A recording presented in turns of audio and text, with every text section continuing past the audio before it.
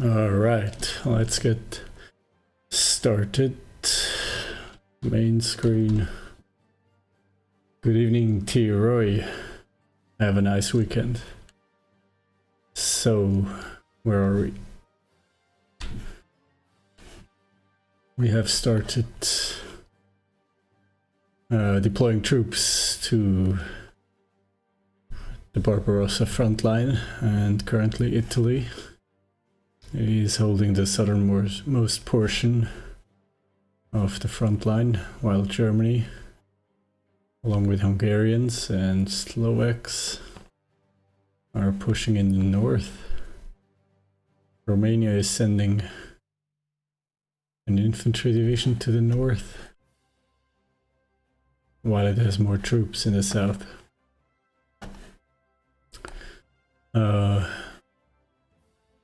Then we are sending reinforcements to Iraq. We'll have to rename this army.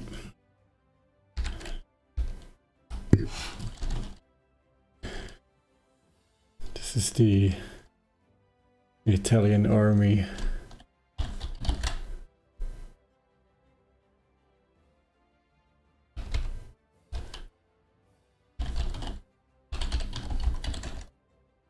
In Iraq.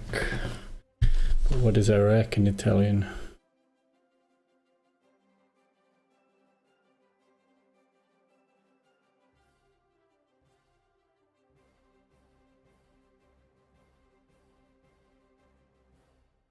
Iraq. Spelled like in English.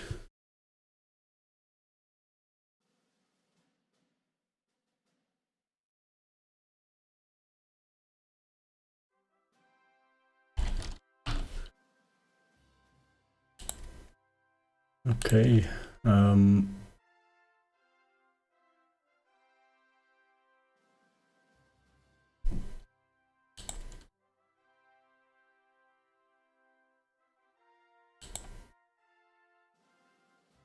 we call this the Libyan Army Corps.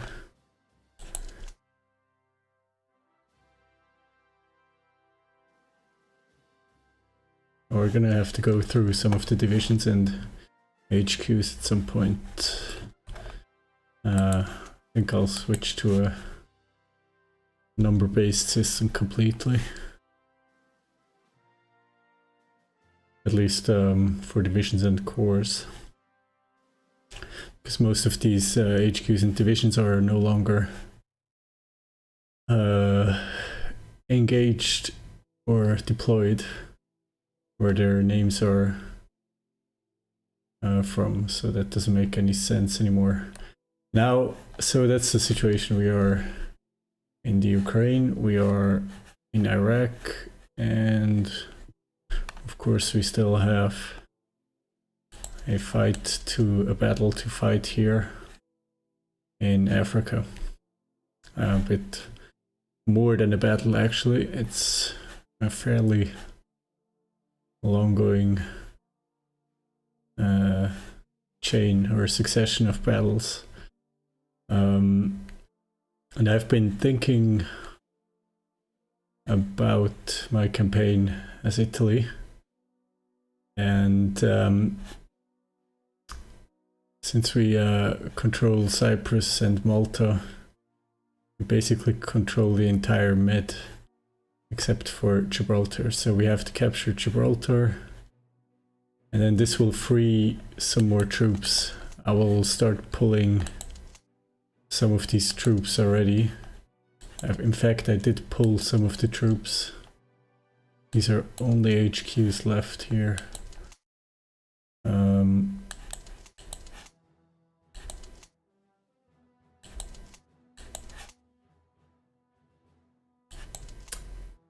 Those divisions are available. We have divisions available here. So my thinking was, since we control the Med and we can easily maintain naval superiority, and even more so when we capture Gibraltar, we can free a lot of troops. And I'm planning to move most of them. I might leave like one corps back in Italy.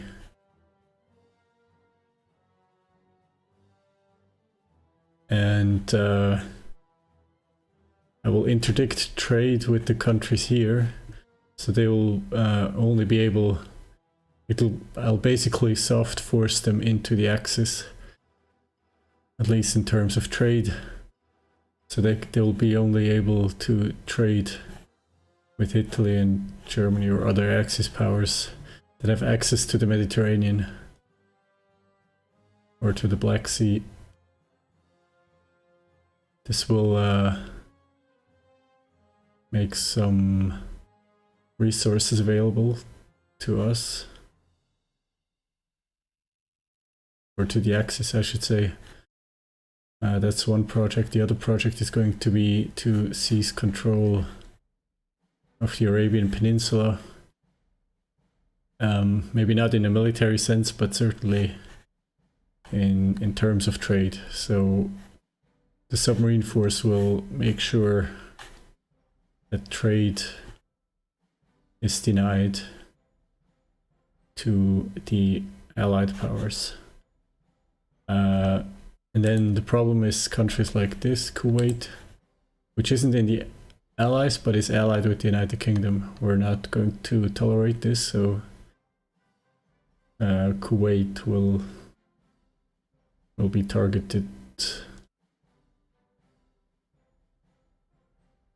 We have somewhat decent relations with them. I don't know if they would be willing. Yeah, they would actually sell oil to us, even though they are allied with the UK. I think this is a flaw in the diplomacy system of the game. Shouldn't be possible.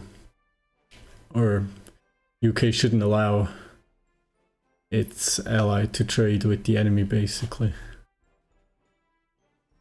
Anyway, so as soon as we can dedicate forces, we'll seize the remaining British ports here on the Arabian Peninsula.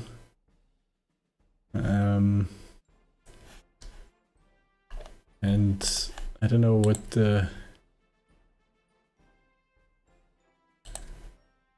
don't know what Greece. So if Greece were to sell anything, would they sell to us?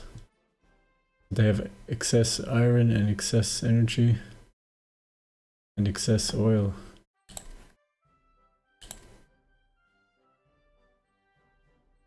They're not exactly falling over themselves to sell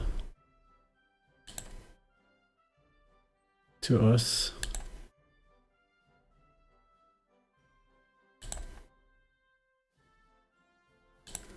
How about Turkey?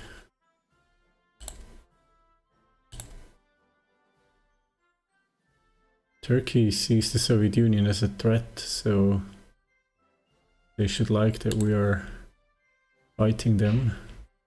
What does Turkey have to offer in terms of trade? Would they trade with us?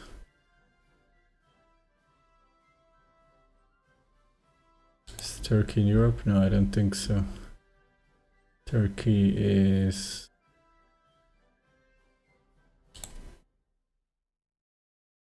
in Arabia.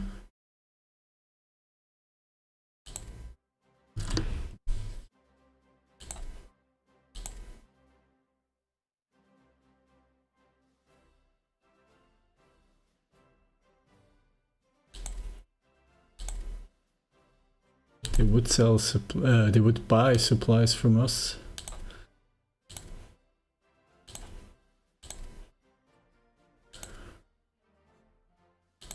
They would buy crude oil, but not fuel.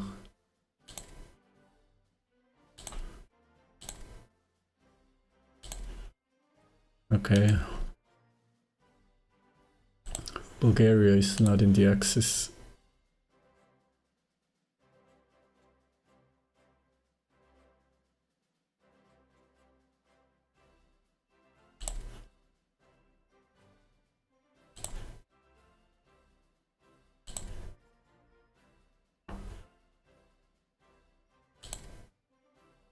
They're not super eager to trade with us. How about energy? Not that we really need it, because we can always get a coal from Germany. Anyway, another thing we need to do is, of course, we need to cut off the Soviets from all overseas trade. We need to deny them the Black Sea, and with basically our superior navy, we should not have any real troubles doing so. So we will actually base our fleet in Odessa that we captured as Italy.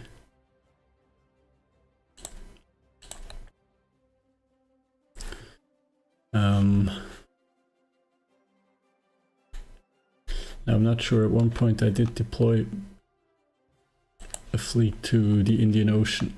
Actually, two Italian squadrons are deployed to the Indian Ocean.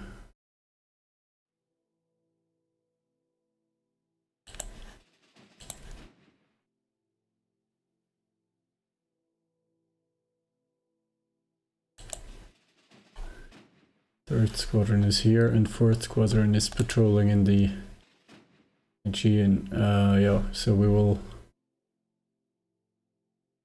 deploy 8th squadron as well. Rebase them to Odessa.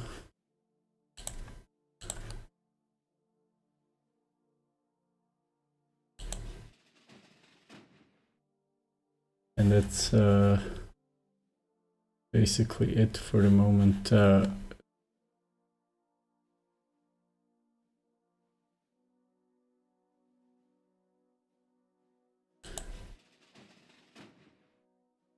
Have 3rd squadron return to Toronto.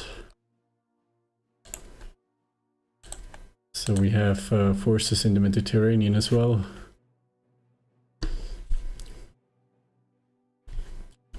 And in the long term, we have to think about how to do all these things in terms of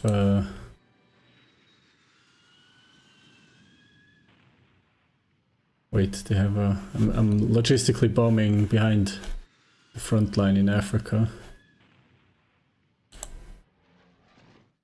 And I'm bombarding 178 units of supplies and 237 units of fuel in Dodoma.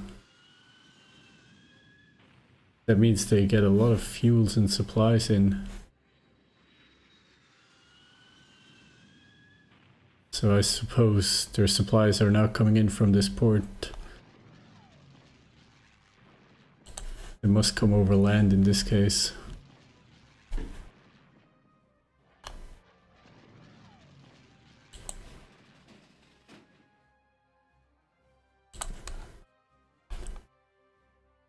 We'll start. We are already denying trade into the Persian Gulf.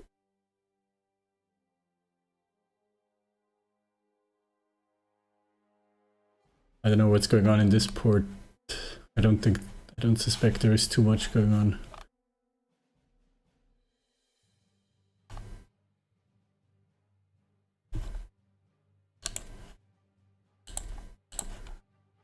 I'll redeploy one submarine flotilla to the Black Sea.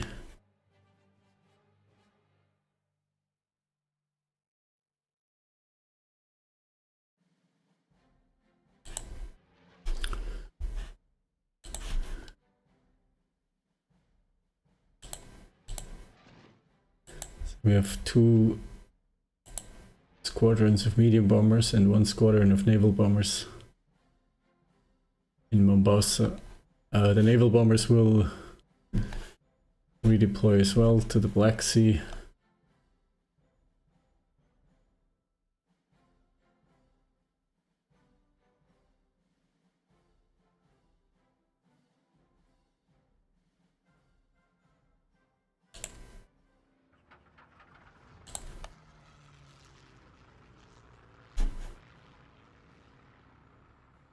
And we'll see how things go.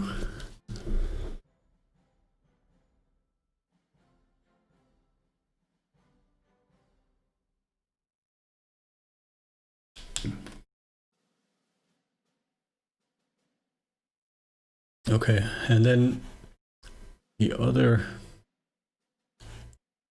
things we need to look at, of course, for whatever we're doing in terms of Gibraltar or the Arabian Peninsula, we're going to have to relieve the 2 naval infantry brigades that are currently fighting in the southern Ukraine, so we're going to need infantry divisions to replace them, to relieve them.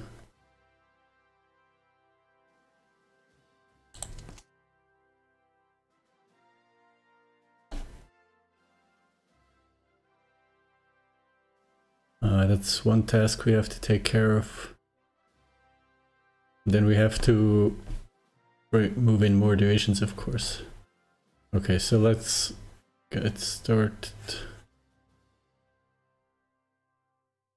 Right, and then there is production. I want to invest in additional industrial capacity, so we're going to replace these 2 with industrial capacity again. We'll have an additional group of naval bombers coming up.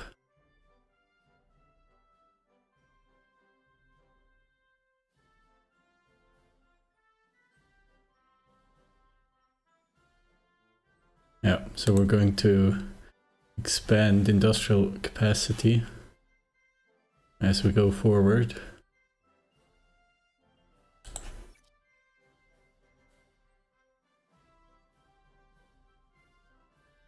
All right, let's get going.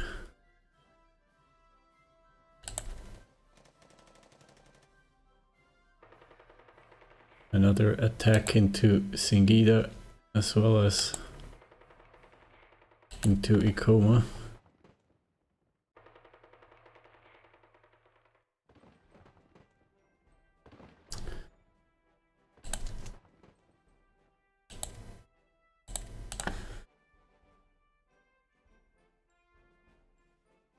And then we have a division here that's not attached correctly.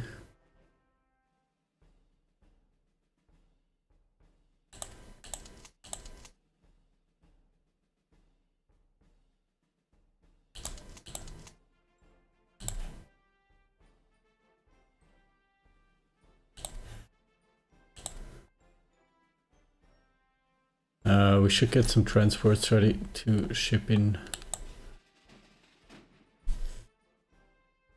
additional forces. Going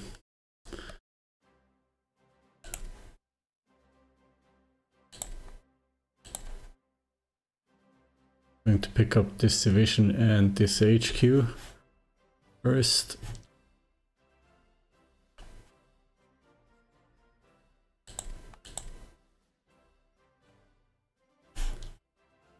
And then I'm gonna have to issue some orders here.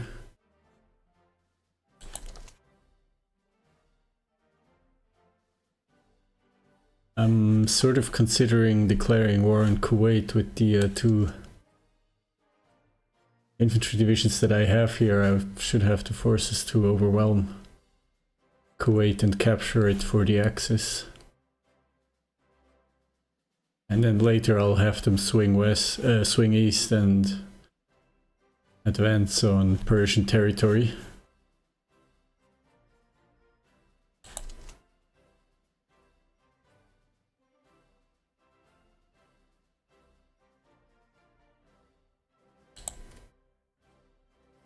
Here I actually am deploying divisions that aren't exactly run by my strongest commanders.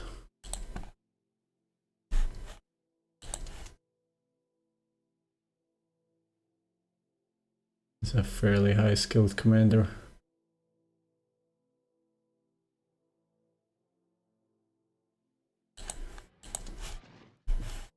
I will not switch out those right away, but okay, I think send one division north and one will attack the Persians that are trying to capture or recapture of us that Iraqi militia took earlier.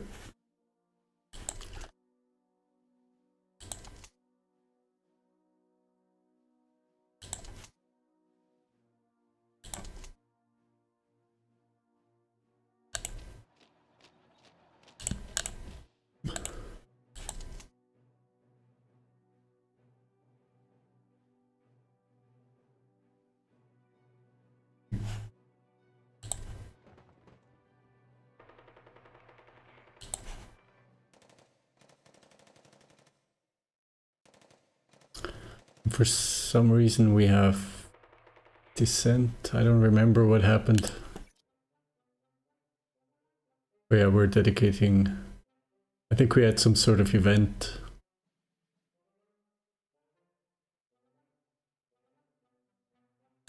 It caused some dissent, some political events that took place. Germany advancing nicely. And now we have German support here, actually. 2 divisions, I think. Yeah, regular infantry.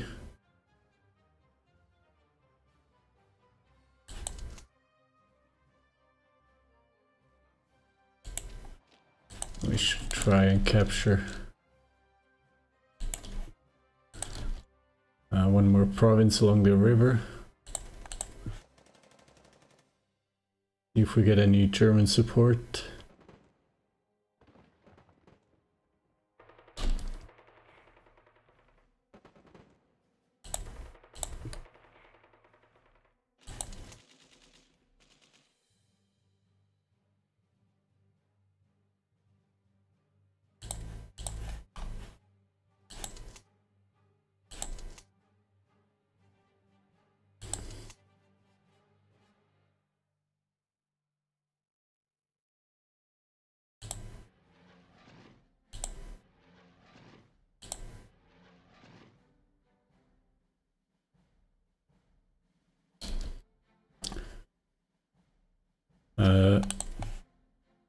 Ethiopia has pulled back all its troops,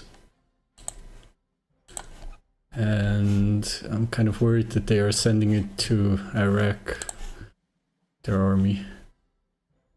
So I'm gonna see if I can get them to protect these ports.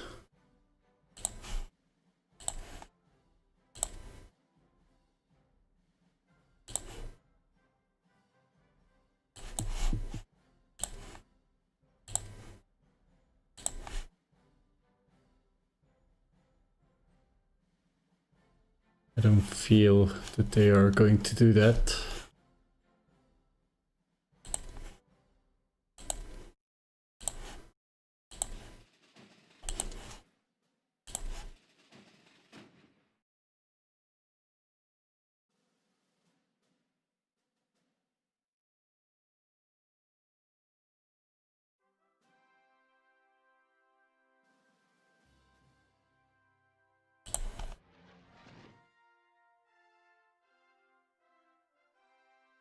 I'm not going to pick up this infantry division, although I would like to bring it to the Ukraine.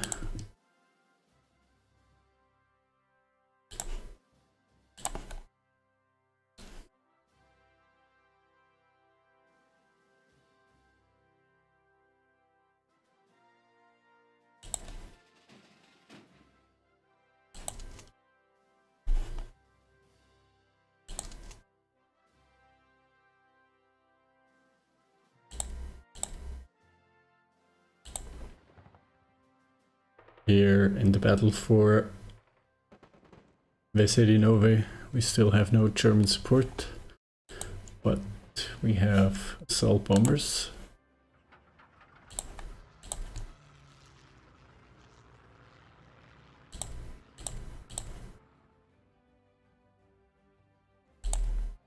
Ooh, and we run into a British force. Who is this? This is Campioni, who was supposed to rebase to Toronto. Well, we have That's our close by. Well, not very close. This is almost 1,000 kilometers, or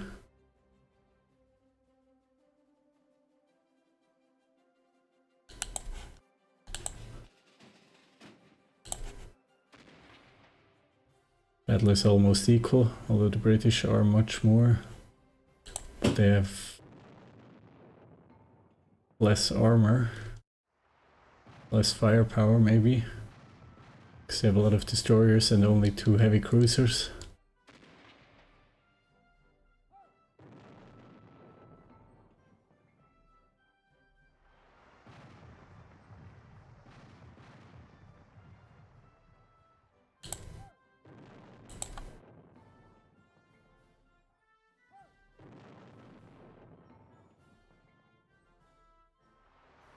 Our destroyers are taking damage, but we managed to sink a transport flotilla, a heavy cruiser and a light cruiser. We did take some damage, of course.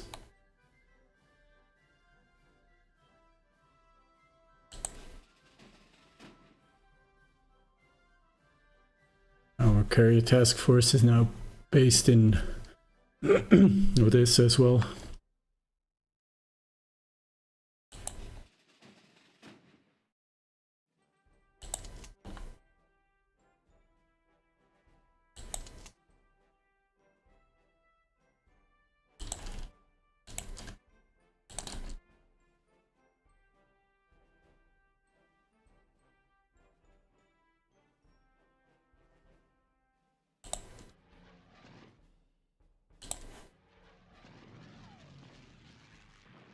Okay, the province that we are attacking is defended by a heavy infantry division, a heavy armor division, even with tank destroyers. The Soviet armor is already well trained and well researched.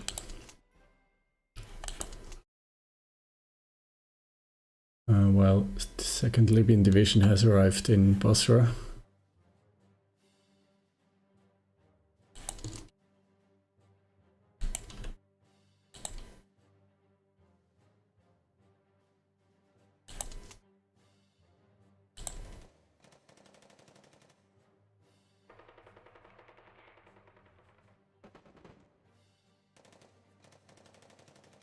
The United States negotiate with investors.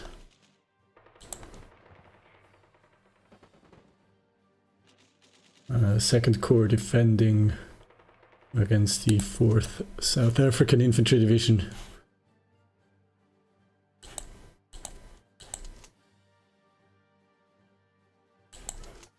And Italy capturing Sadani, just north of Dar es Salaam.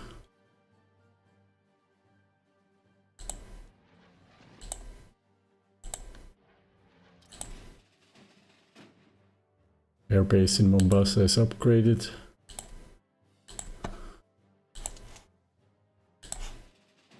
Let's load up some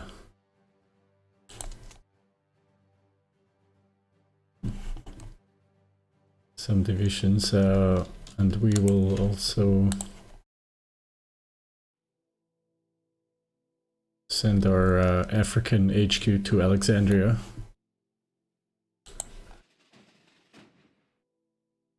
Now, this militia division will now occupy Albania and will pick up these divisions. They will go to Russia instead.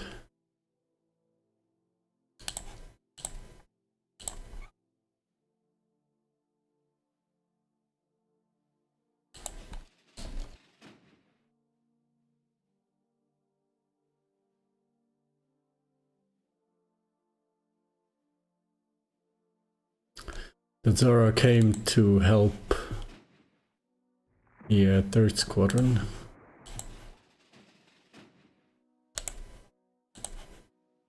And we actually take notice of the British who are sailing somewhere here. Let's see if we can capture them.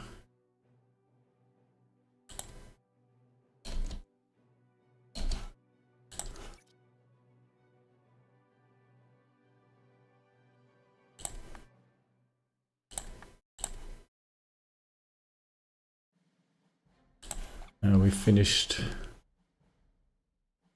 some industrial capacity as well. Let's install it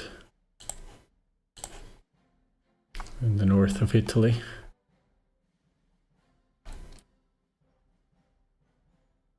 Okay, we reacquired the British, now with even less firepower.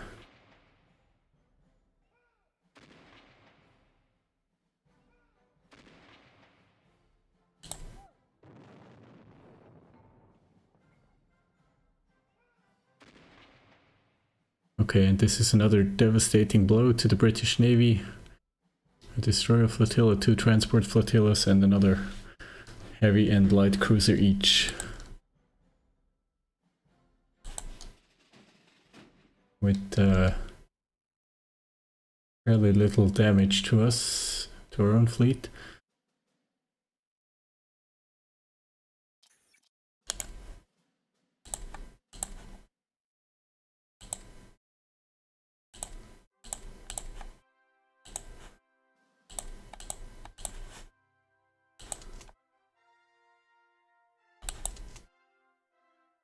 The Persians did manage to take Avash again.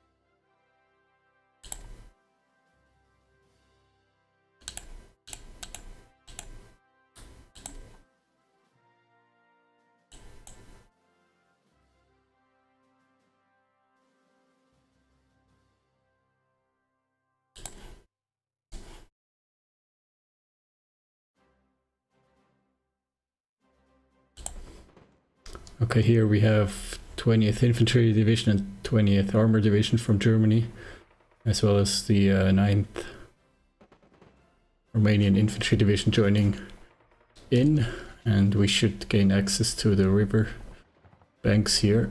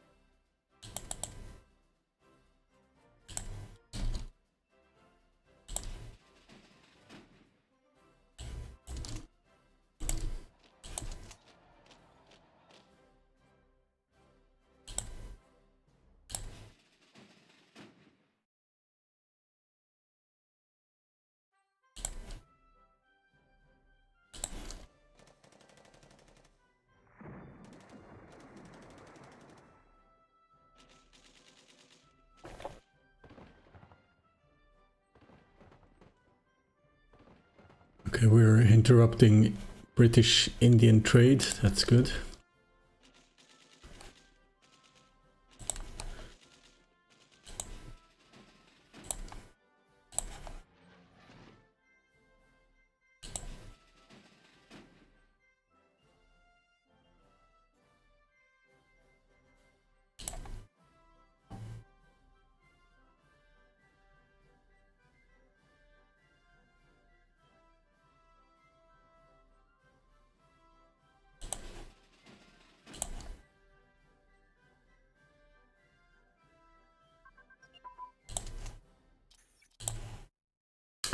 And we improve bomber ground crew trainings. Better morale for our bombers. I don't think morale is shown in the unit interface, but I suppose it's a good thing.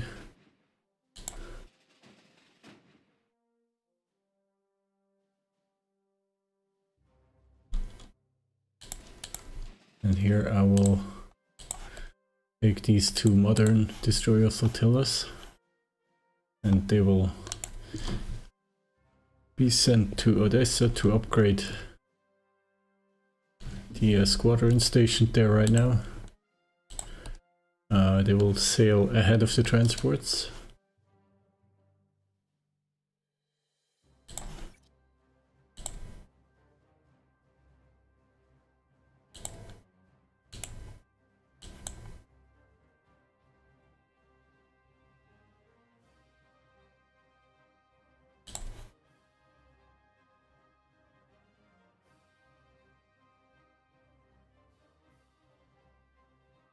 What? Romanian...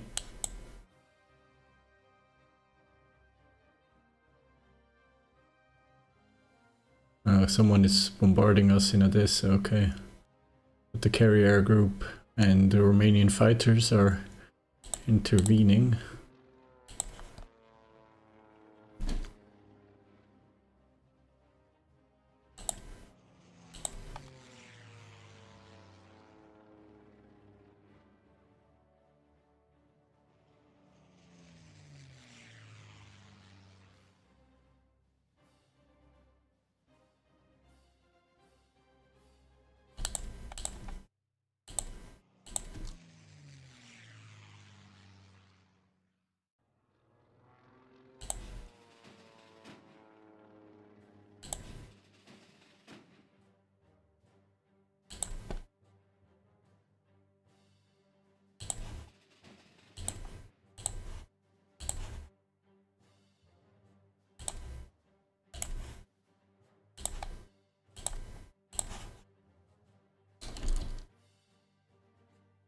I'll send 8th Squadron out to patrol in the Black Sea. It's now crucial to blockade the Soviets in the Black Sea.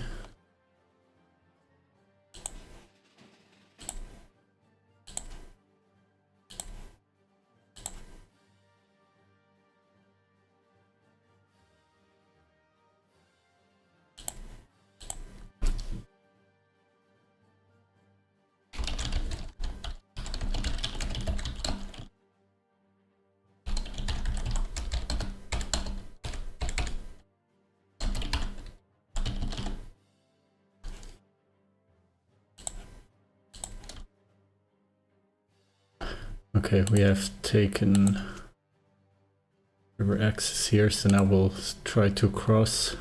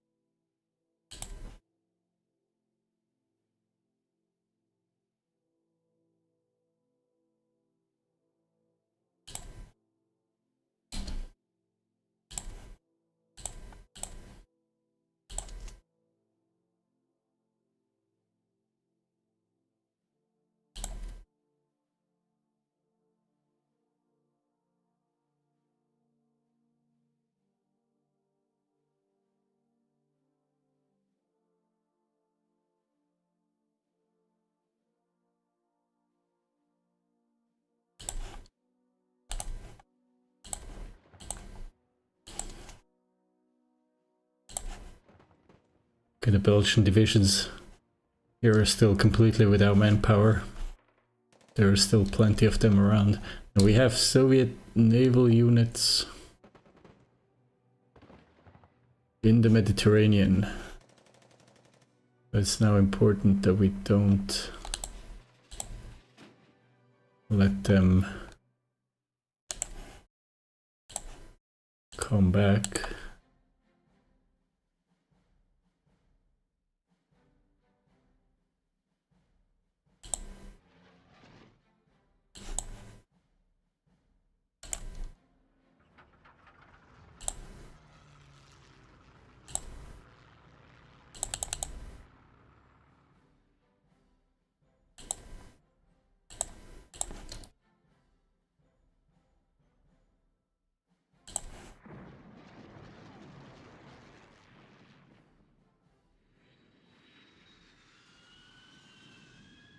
Yeah, maybe our doctrines in terms of logistical bombing aren't that good. Maybe the British just have an amazing supply system. Venezuela is trading with the Soviet Union. We'll have to interdict that.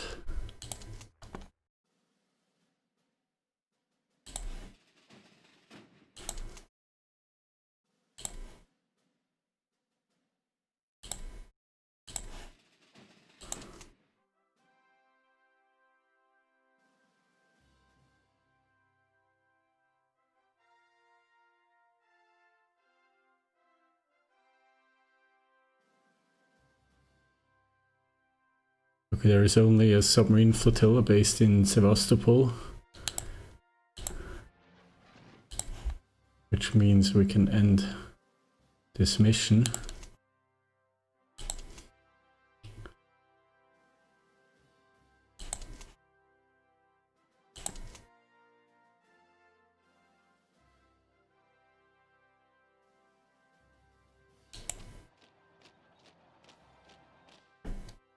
And then we can start bombarding this other port here. And here to see where their fleet is. Soviet submarines returning.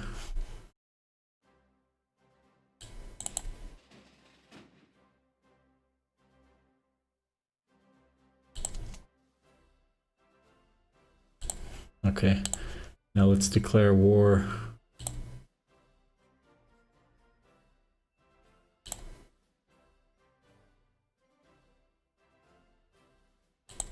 What's the problem?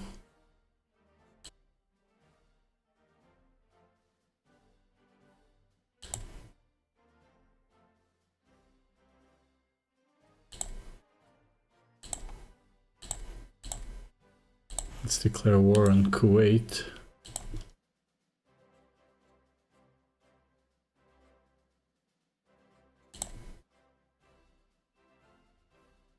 And Kuwait breaks their alliance. The United Kingdom breaks their alliance with Kuwait. Okay, that's weird. Does that mean Kuwait asked them to help them and they declined, or? I don't know.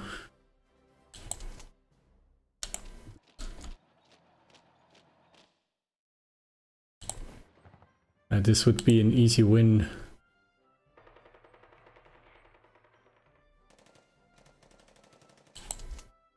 But I might just wait actually on... I don't know, because I actually want to occupy the territory. I don't want them to...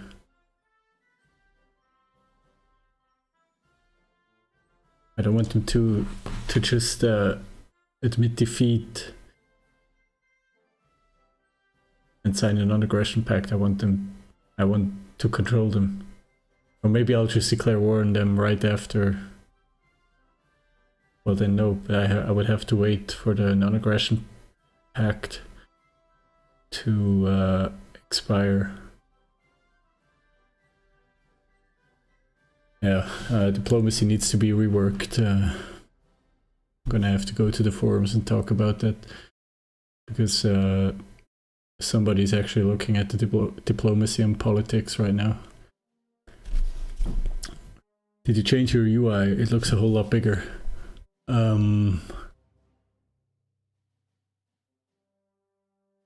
That's interesting. No, I didn't change anything.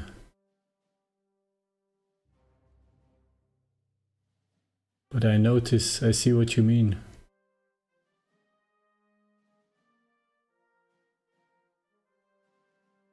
Or do I? I'm not sure. What do you mean? What looks bigger? You think the UI takes up more screen space?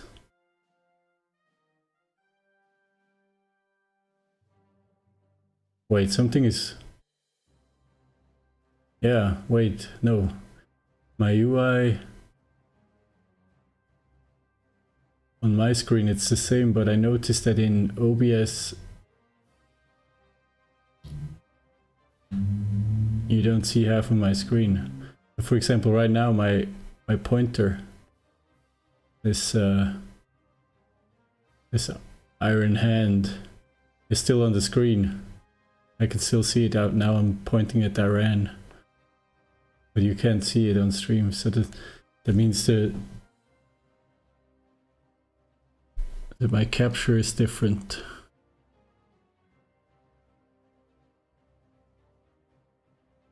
So wait, I have to save the game, because as soon as I click out,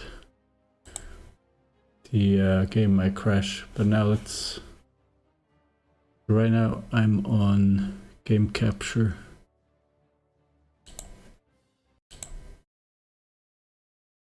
Capture any full screen application.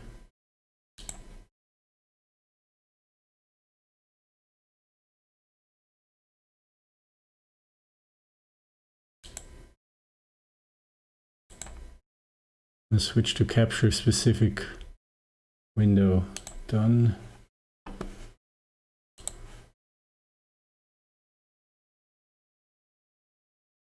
Trying to go back into the game.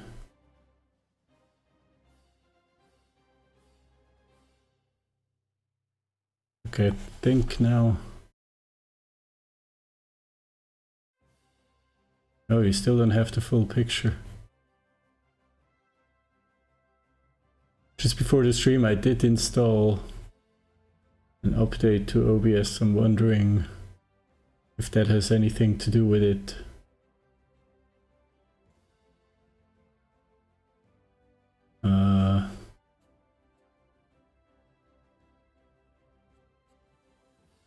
Yeah, so the game capture isn't capturing the full window, so let me try to switch this to window capture.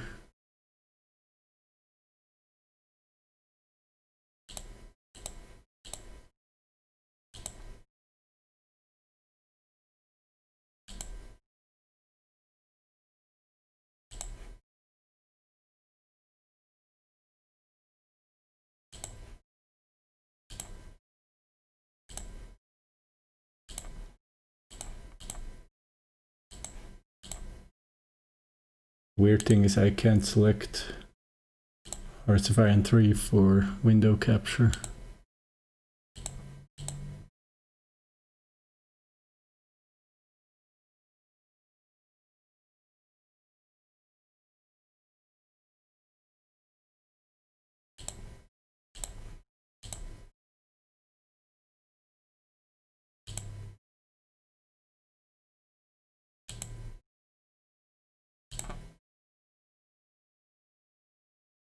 But yeah, this seems to be a bug.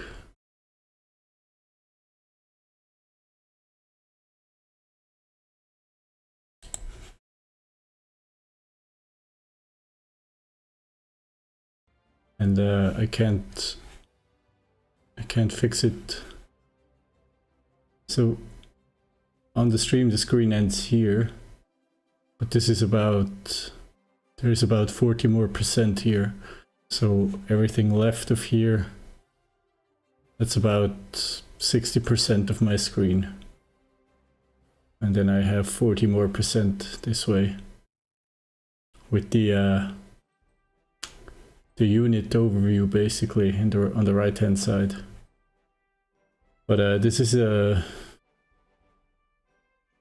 You can notice it. Normally my screen would start scrolling when I'm here with the pointer. But I have to go all the way to here until it starts scrolling to the right. Okay, so I'm gonna try to keep the action on the left side, but I can't fix it right now because I can't change the resolution or the height to width ratio of the captured screen. Seems to be a bug from the new OBS update, but I'm gonna try to figure it out after the stream. But as a workaround, I'm just going to keep the action inside of the left portion of my screen, so you should be able to see it. Okay, we were trying to hunt down these Soviet units returning. And we're also trying to find out what's going on in Soviet ports.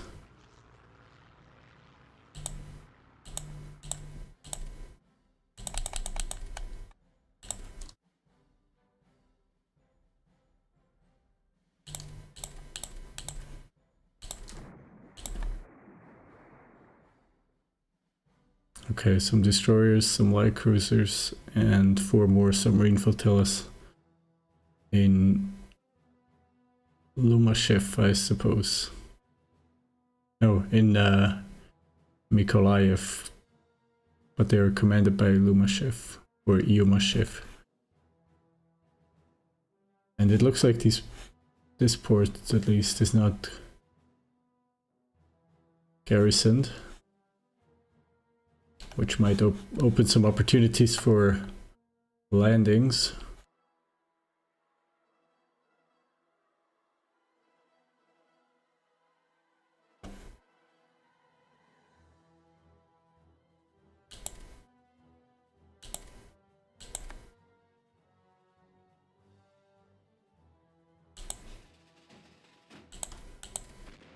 While 8th Squadron runs into the Krasny Kavkaz and Krasnaya Ukraina from the Soviet Union.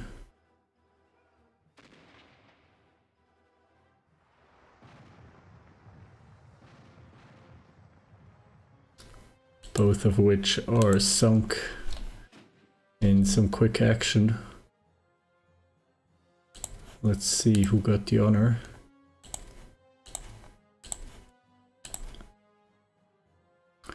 At least the Krasnaya Ukraina is sunk by Regia Marina Conte di Cavour. And Krasny Kavkaz, the class ship, is sunk by Bolzano, the old Italian interwar cruiser.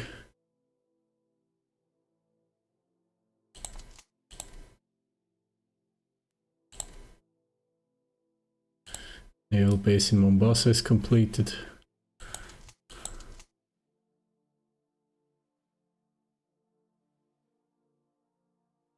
I will try and push my Italian divisions towards the capital.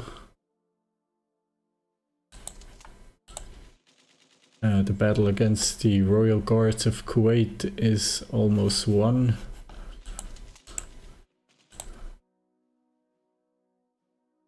I'm cancelling this attack now.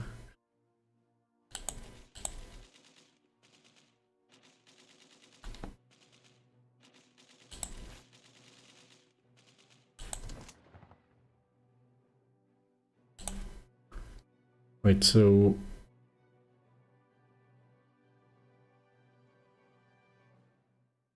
yeah, all these Belgian divisions are completely out of manpower.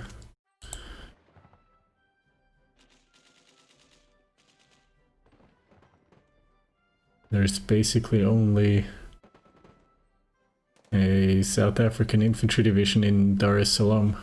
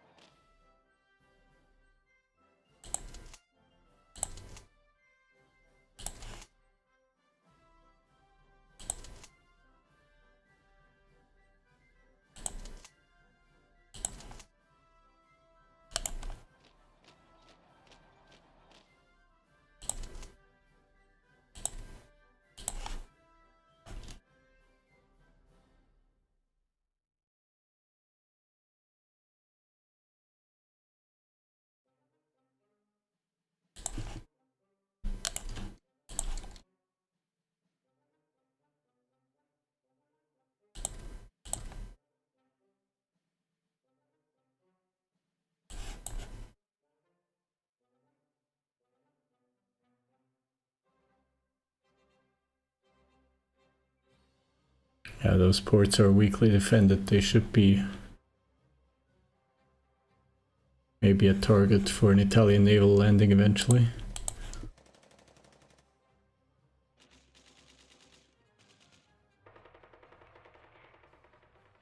Okay, these provinces here are well defended. I'm gonna have to cancel this attack for now.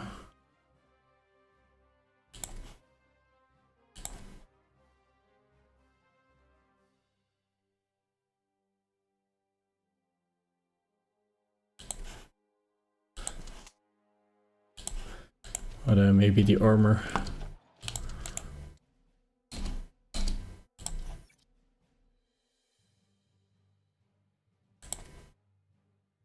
will be more useful further west.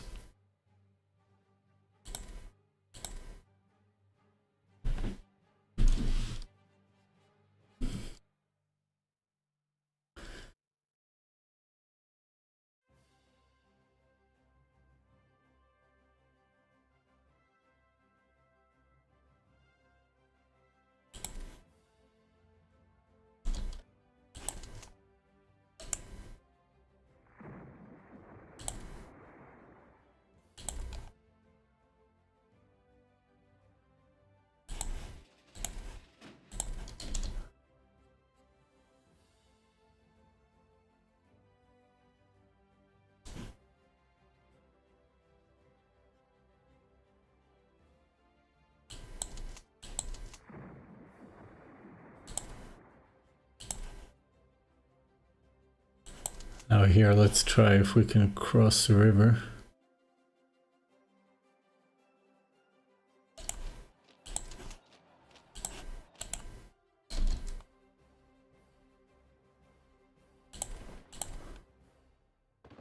That seems to be tough and hard.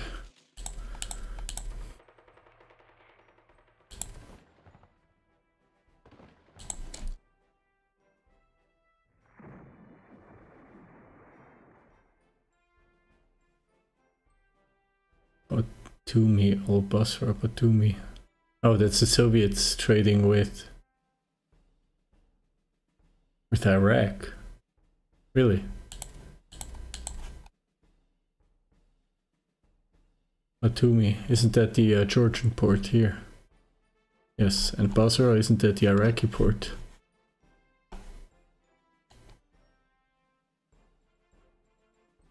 Is Iraq trading with the Soviets?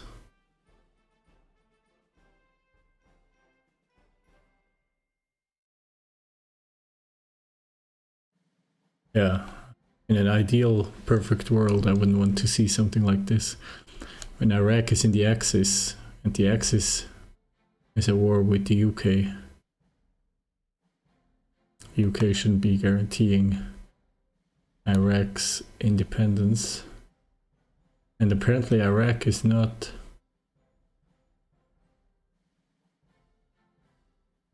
at war with the Soviet Union.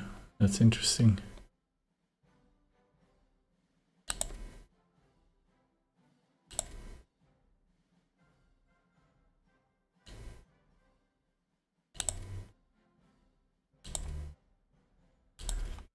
But Iraq would be willing to sell oil to us,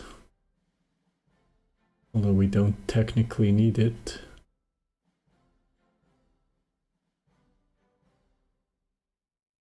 But getting some rares would actually be helpful.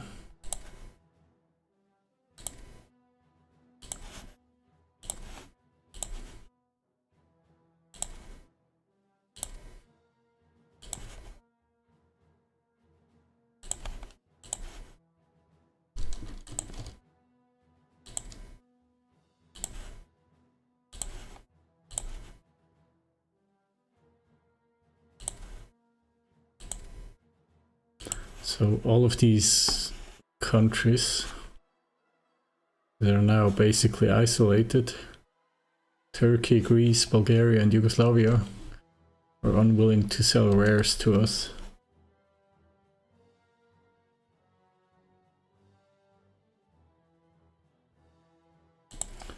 How about metal?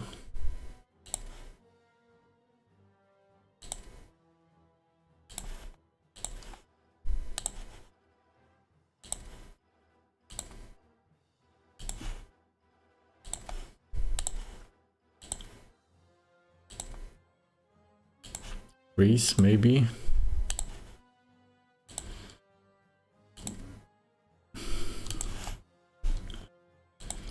How about supplies?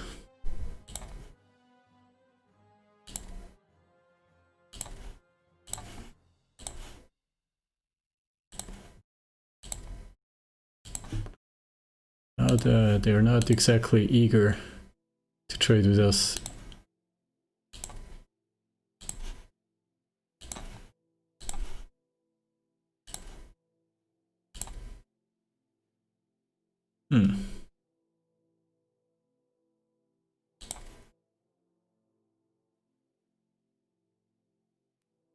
We might have to intervene militarily.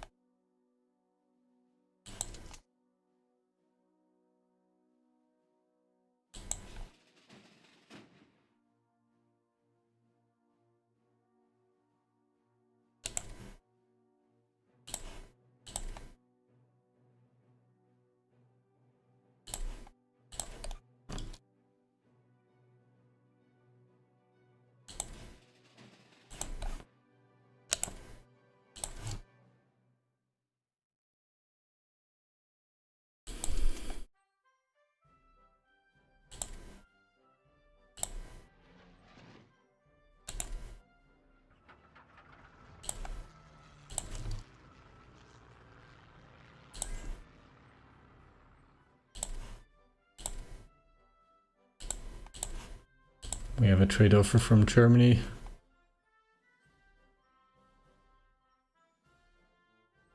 It would sell energy to us. I suppose we can accept it. If it makes them happy. We're running a slight deficit on coal.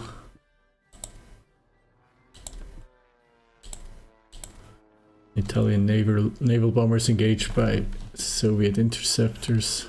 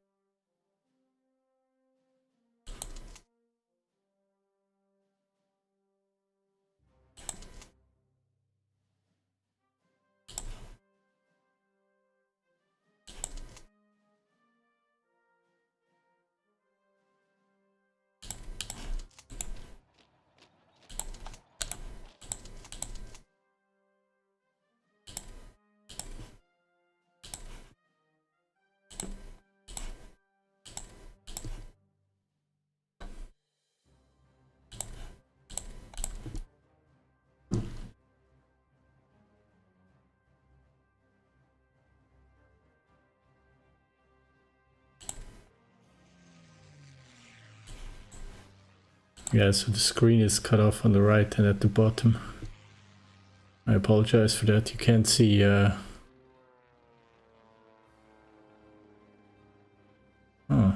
wait, now I'm beginning to sense something.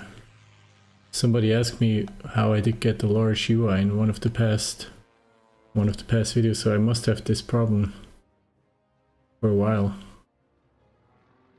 I'm going to have to figure this out after the stream. Should be able to see the entire screen.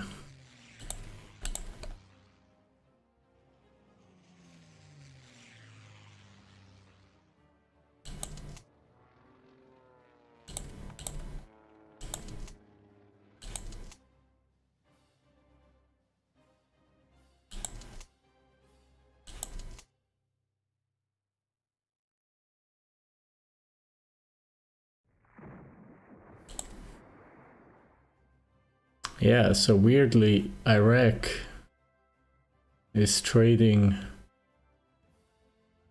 with the Soviet Union.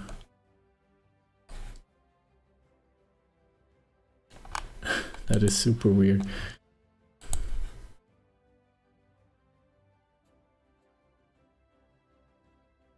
And there is nothing I can do about it except for interdicting their trade.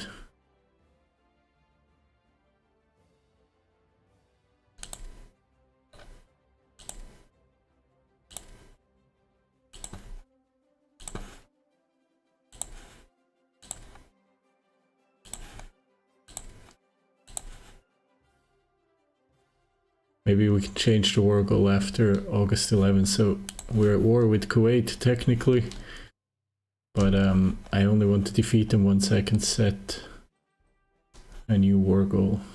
The Soviet Union decides to move industry to Siberia.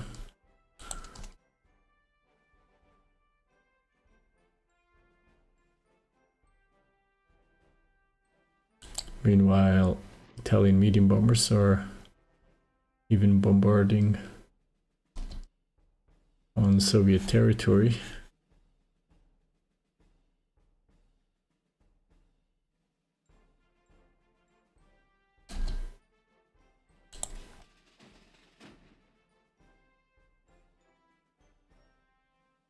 Okay, we have an additional submarine flotilla here.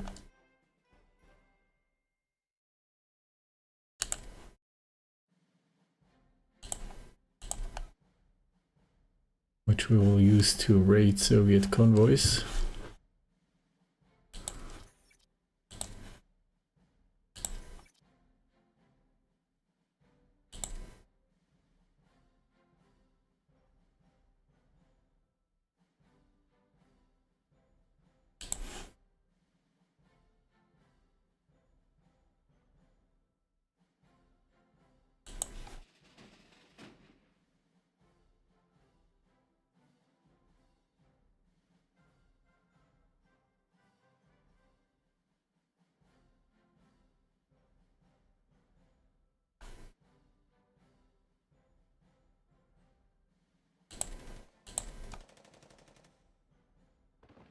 Seeing Ida once more under attack.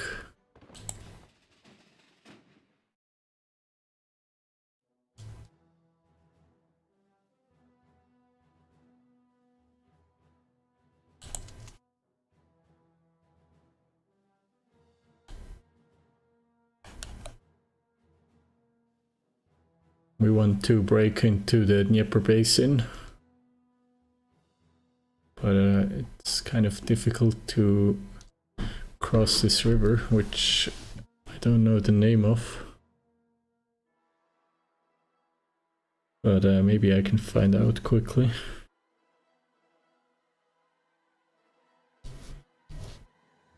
According to my map, this should be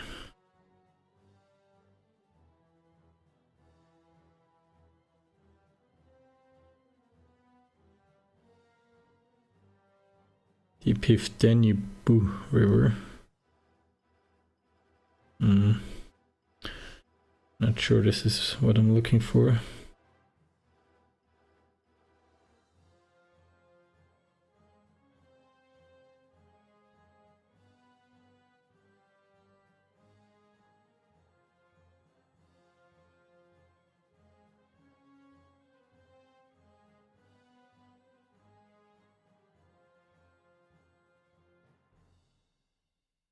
Yeah, I can't tell. So this is the Dnieper. This is the Dnieper River, and this is the Dniester River. But about this one, I'm not sure.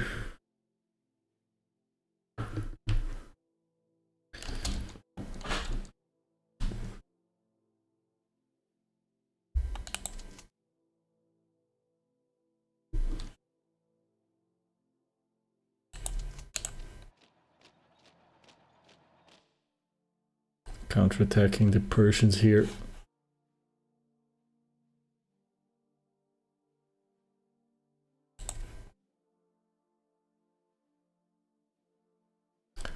to make sure they don't push back my Iraqi allies too far.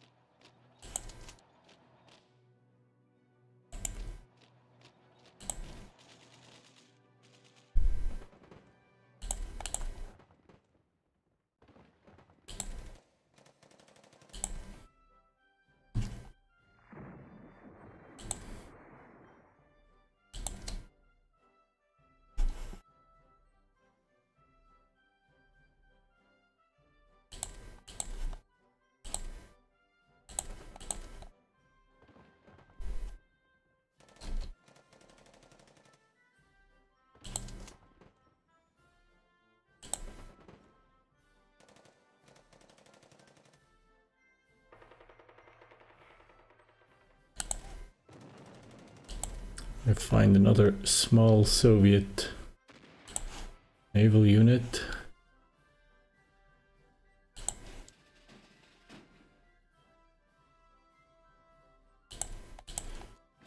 Ironically, this is the Battle of the Coast of Cape Matapan, which famously in reality went badly for the Italians rather than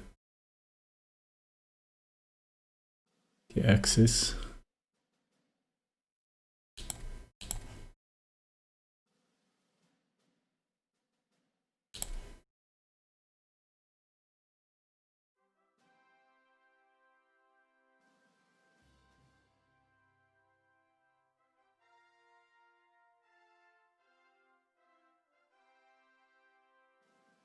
And here we're exchanging some ships and units, so we have a fully operational squadron again.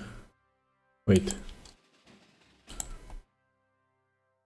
But this went the wrong way around.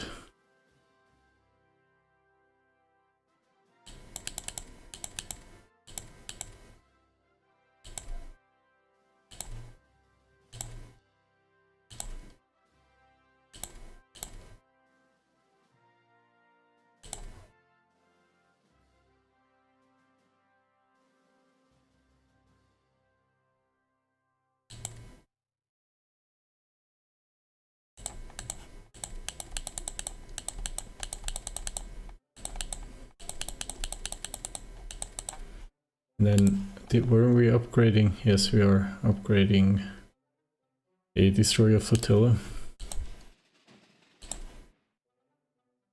That's this one, right? Okay, so third squadron is operational again, although with only one battleship now.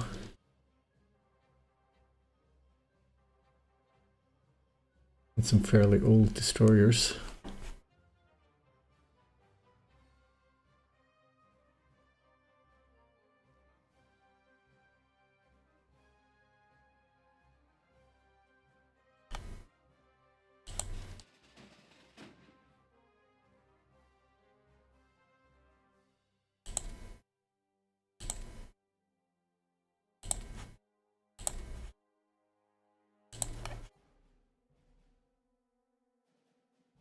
The Ethiopians are still on the move, although no, I don't think they're interested in garrisoning any of these ports.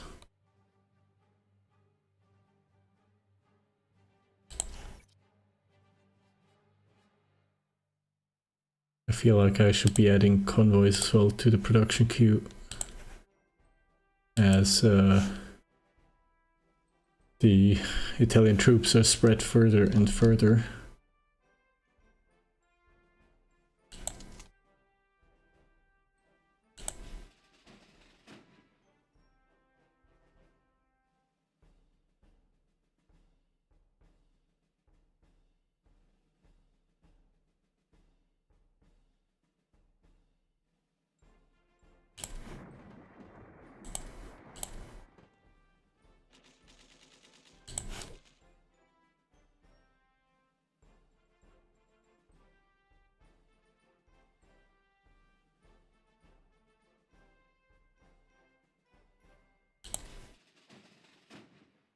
Okay, our transports drop off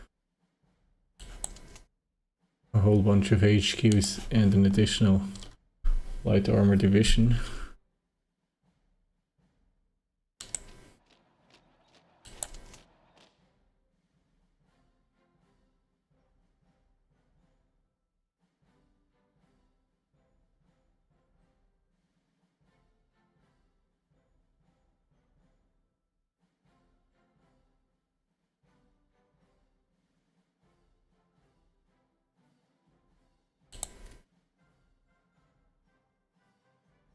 Okay, now we need to switch a few commanders.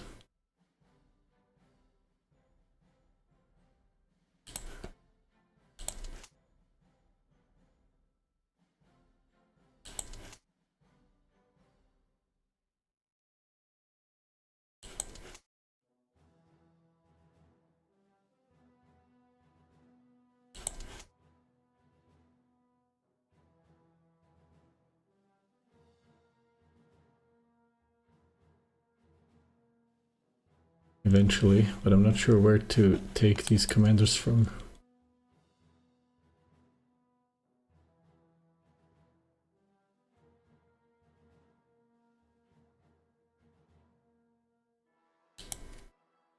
Now let's make Stefanis a core commander.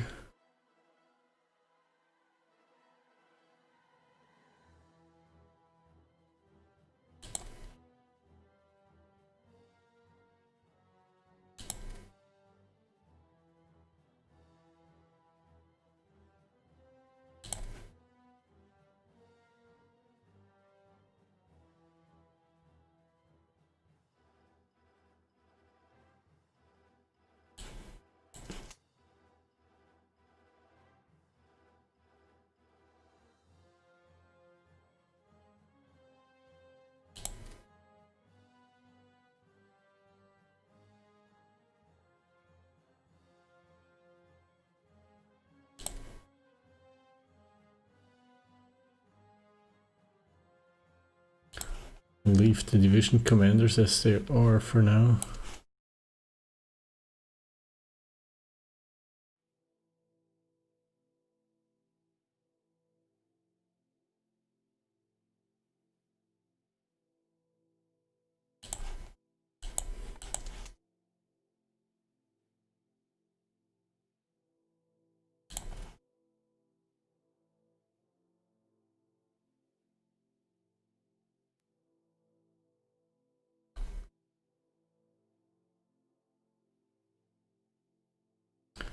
Yeah, and among the low skill commanders even we don't have any defensive specialists anymore.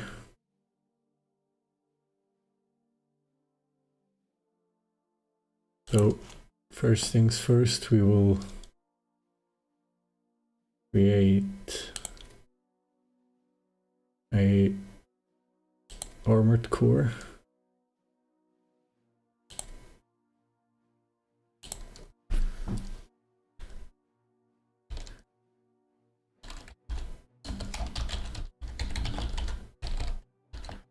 First armored core.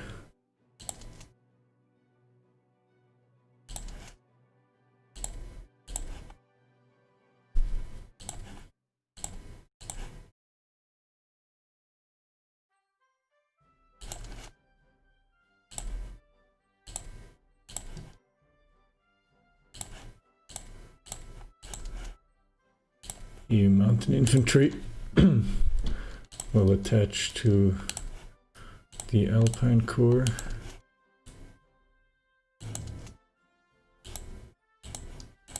Wait, I thought we had two. Okay, apparently not.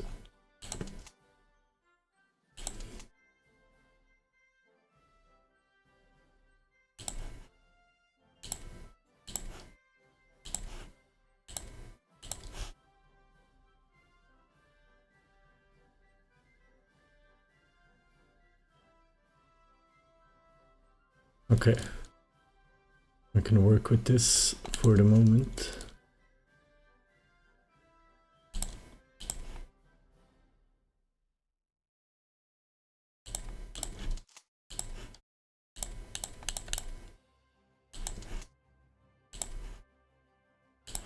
This will become Odessa Commando.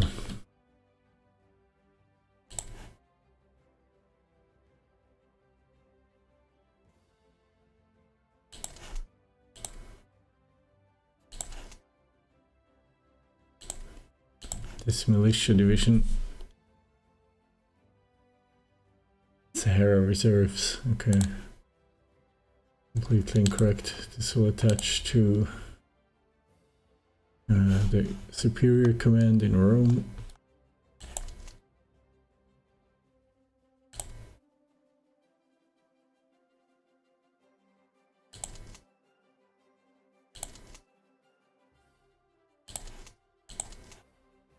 Ooh, oh, we left the Mountain Division in Tirana. That's not so great, but we'll pick it up with the next transport.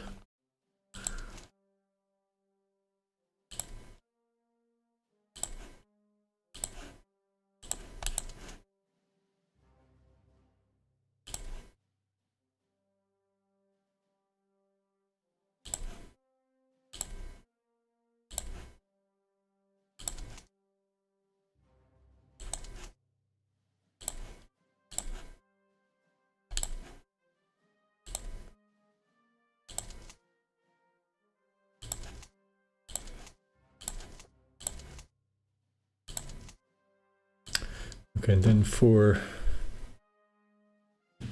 4th Army, we need a different commander.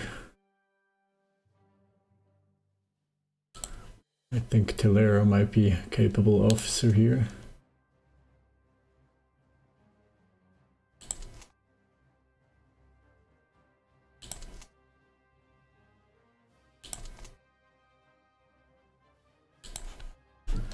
Wonderful.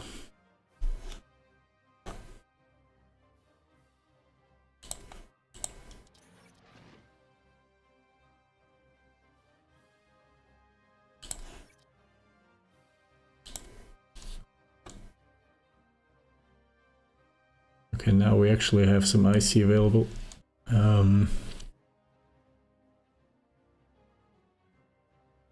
My plan originally was to upgrade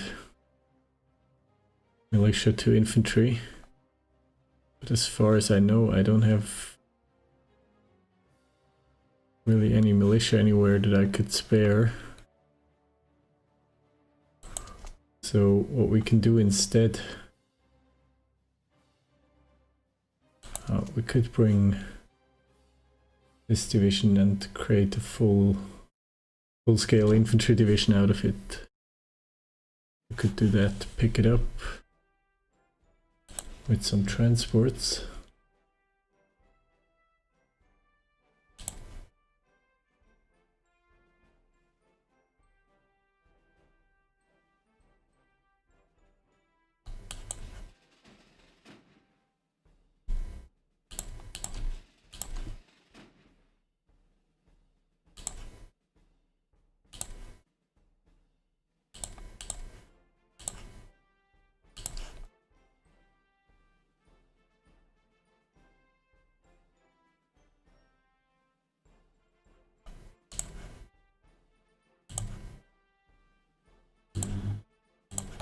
We could also pick up this infantry division. So let's add some support.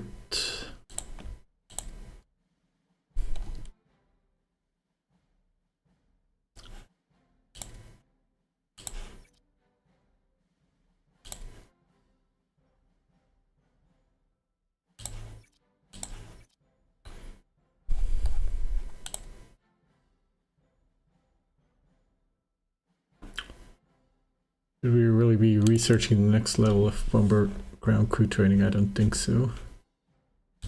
Why don't we pick up agriculture?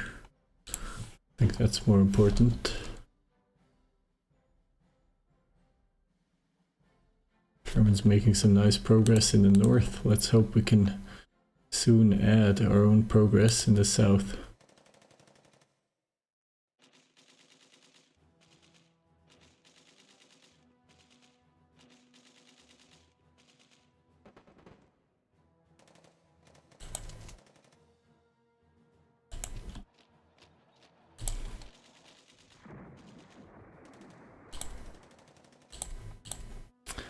The 1st Marine Infantry Brigade will soon retreat from combat because it's disorganized.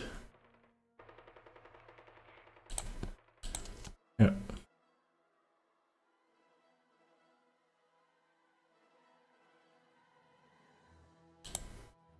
This gives us a chance to replace his commander, who's an old guard.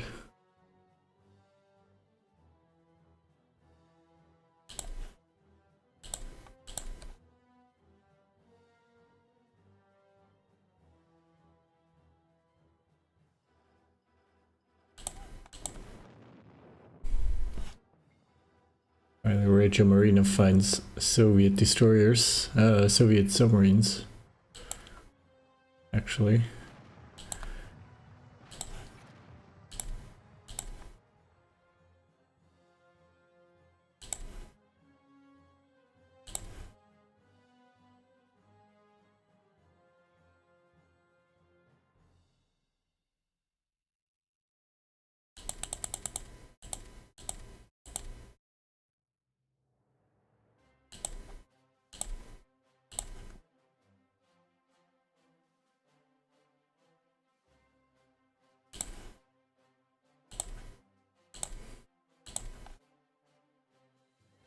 Let's check in on the battlefield in Iraq.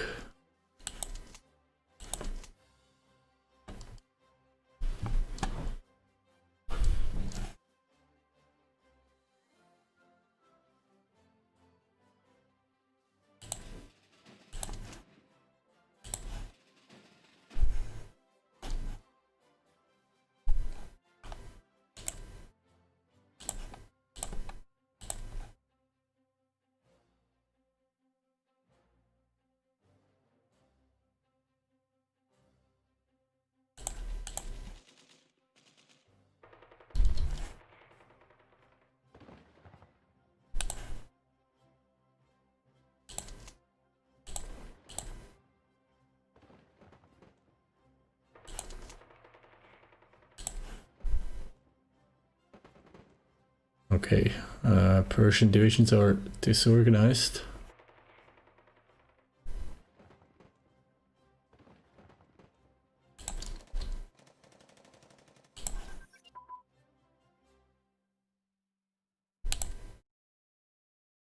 And we run into more Soviet submarines and we improve sea lane control, which is good. Although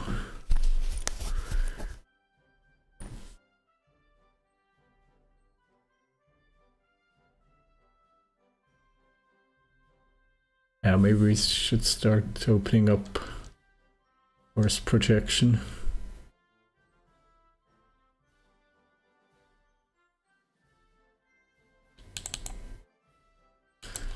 As we are using our carriers.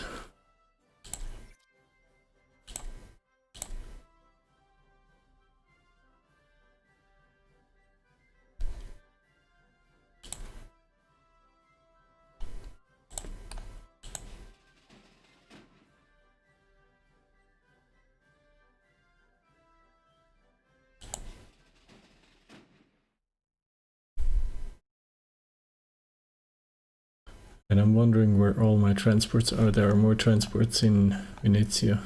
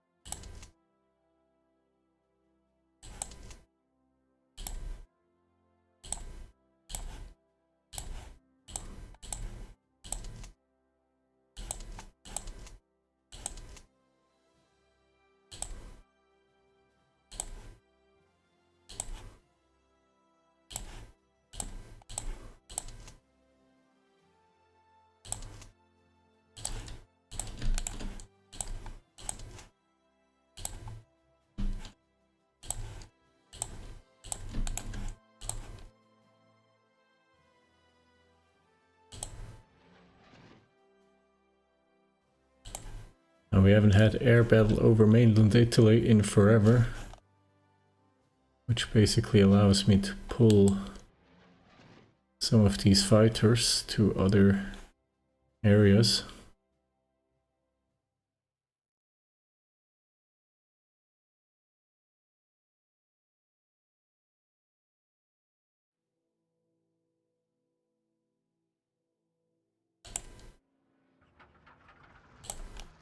Let's rebase them to the eastern front, where they might be more useful.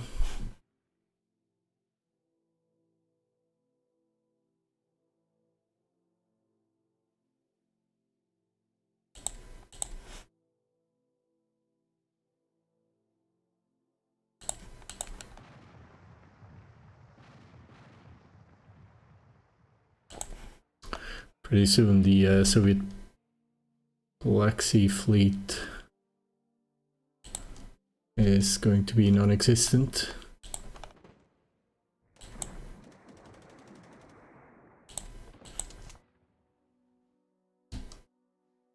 Problem here is some of our attacking divisions are completely disorganized.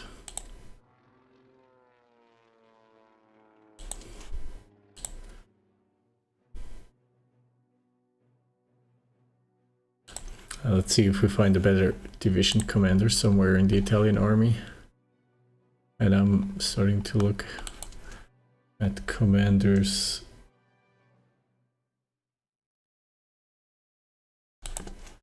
from Africa as well.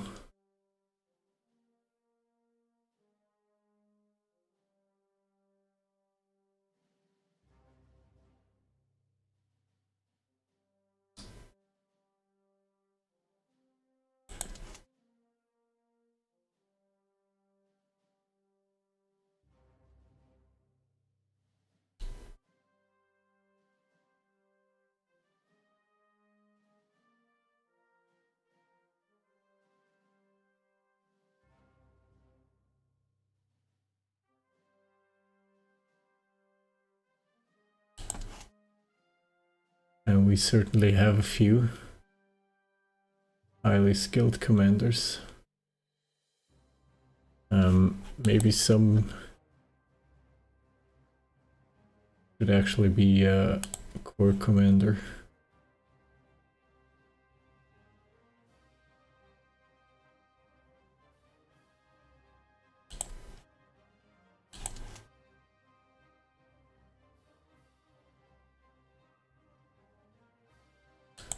I think Opiotti will become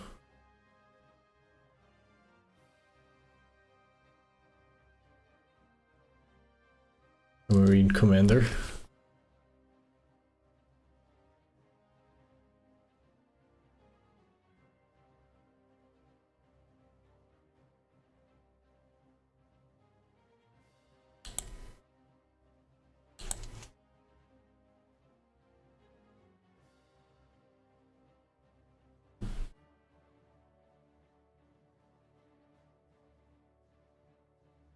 And Bitosi should maybe command an armored division rather than an infantry division.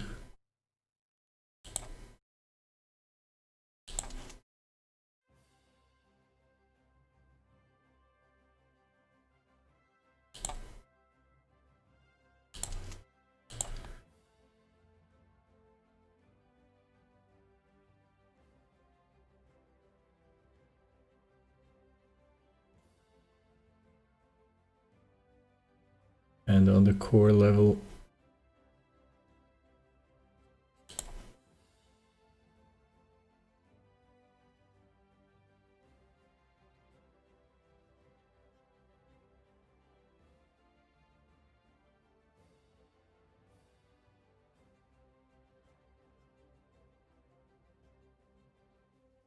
we have a few highly skilled commanders here.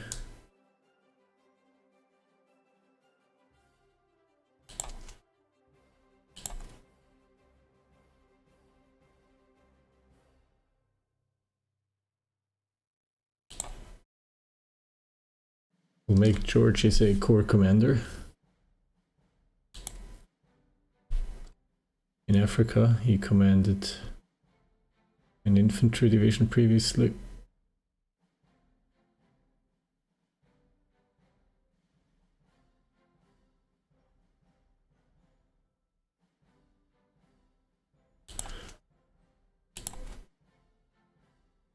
And maybe some of the higher skilled corps commanders will go to Russia.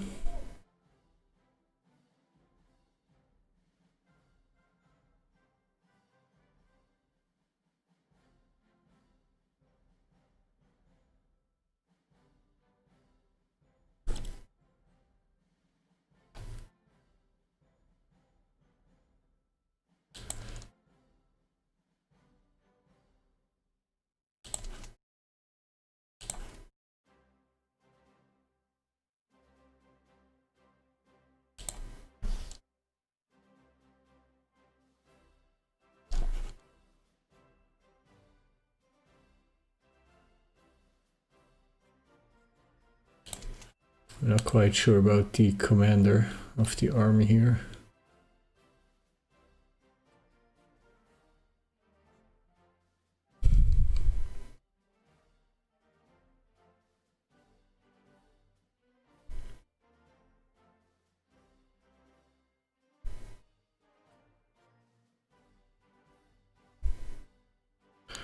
We might go conservative right now.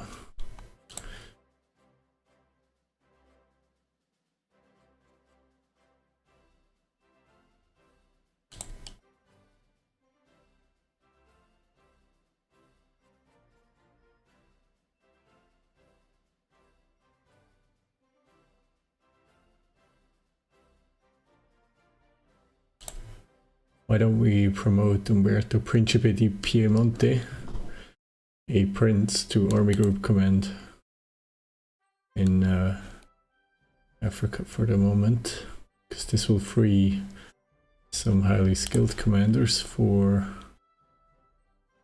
the Italian army in Russia.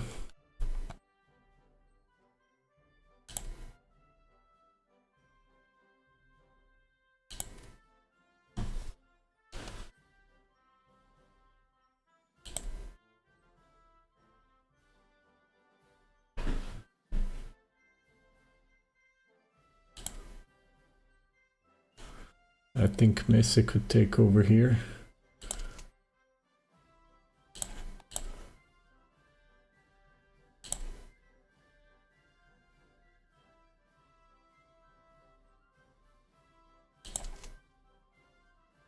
And Guzzoni, commander of 6th Army, could be replaced by Grattini, who did a great job in Africa.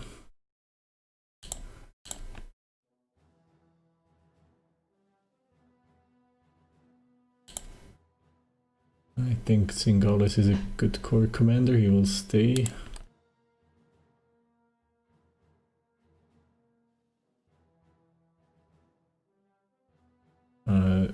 Stefanis is a good corps commander here as well, but I think we have a better one. Or do we?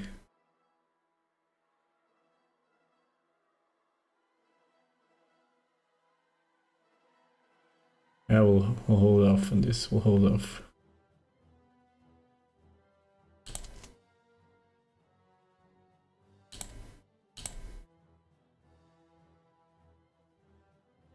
And this infantry division should attach to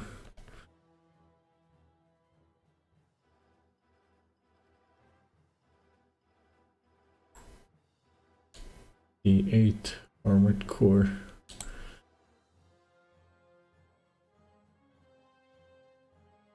And we can't change commander here yet.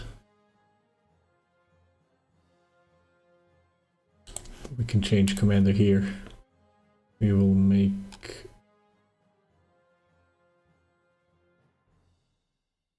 Oppioti commander of the Marines.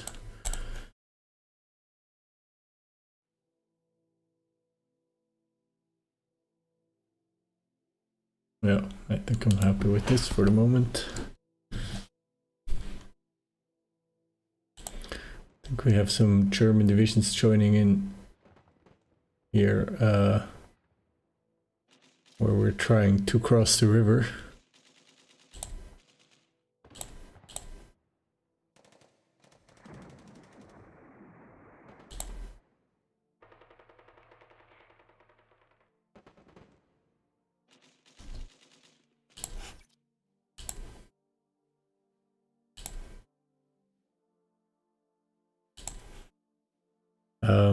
I don't have a UI mod for those who are wondering.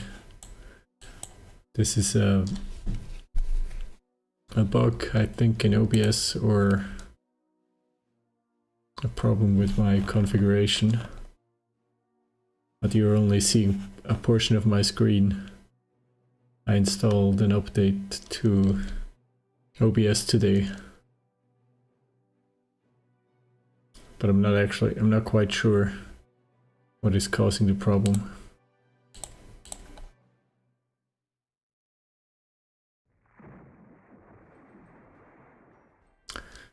Canada trying to trade with Bulgaria. We're trying to interdict this as well.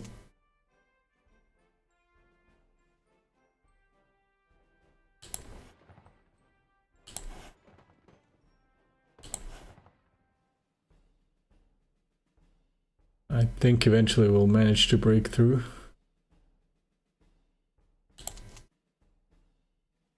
We're redeploying some units.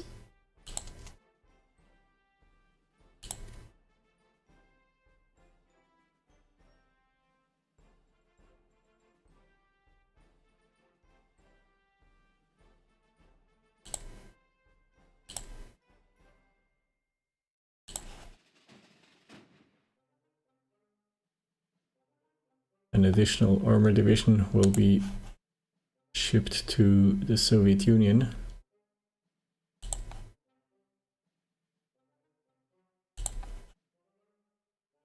And on the way we will pick up some additional divisions.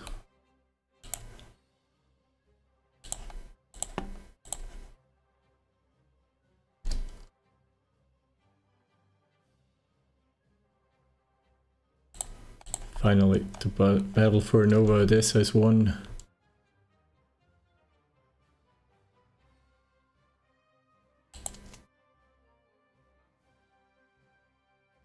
We have a few HQs.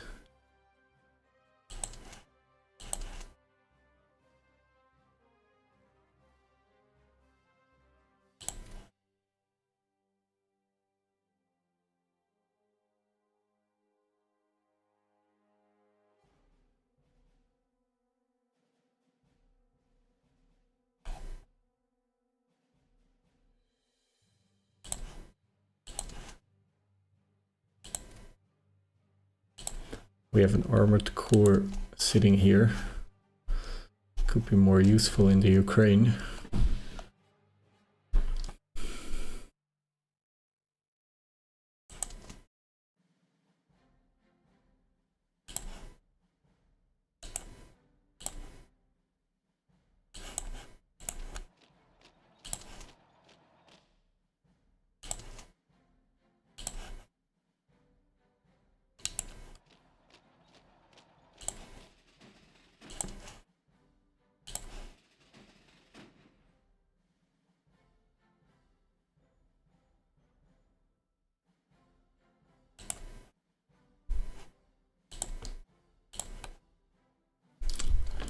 Okay, 3 more divisions for the Italian army in Russia.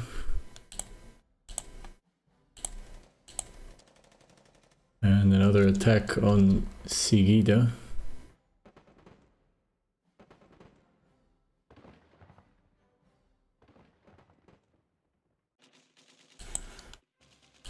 I think we need to counterattack here.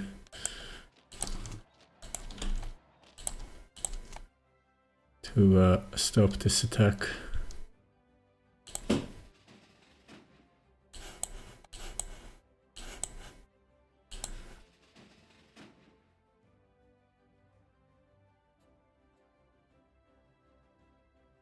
I'm going to pick up this core HQ. and the spare infantry division on Cyprus.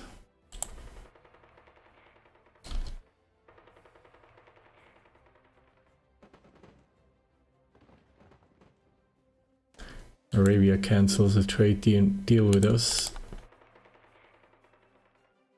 And as we hoped, the British ceased their attack on Sigida.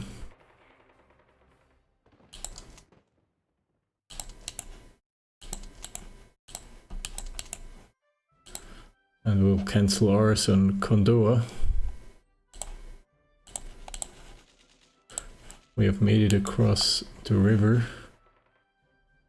Finally, north of Mykolaiv. 17th and 3rd Division are across. We're waiting for reinforcements.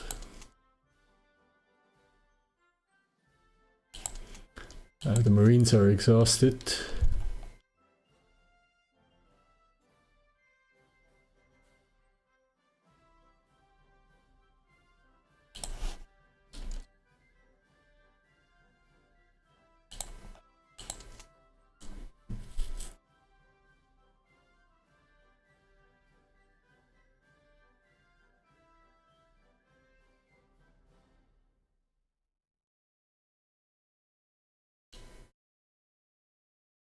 Uh, 17th Division completely disorganized. But the reinforcements that are moving in are fully organized, should be able to defend the bridgehead. While we have 2 armor divisions with which we could try something, I'm not quite sure what. We could also wait for German reinforcements to arrive. See if we can exploit the breakthrough.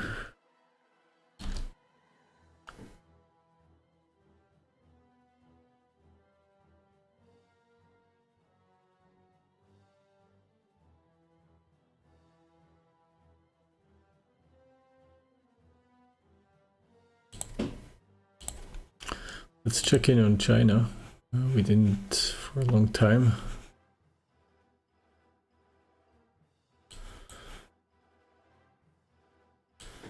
It's pretty much static. I don't see large changes in the front line. Except maybe for Chongqing. Japan and its allies are now actually close to Chongqing without being in danger of being cut off. So that's good. And the Soviets have a few more troops in the east than they did earlier. Another attack on Singida, but I don't think it should go anywhere.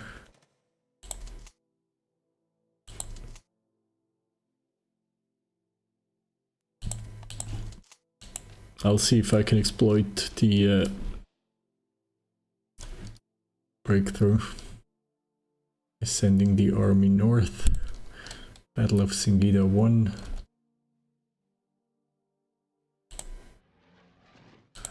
Going to cancel the assault bombers' orders for the time being.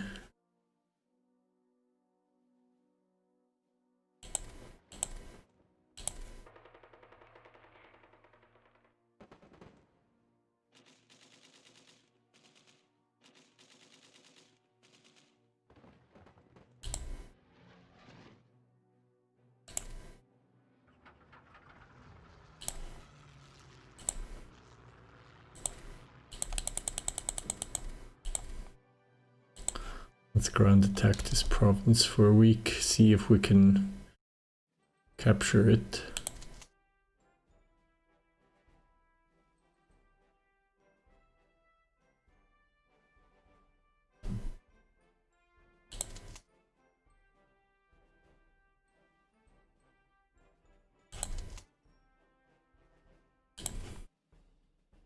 So 50th Division will upgrade to a full infantry division.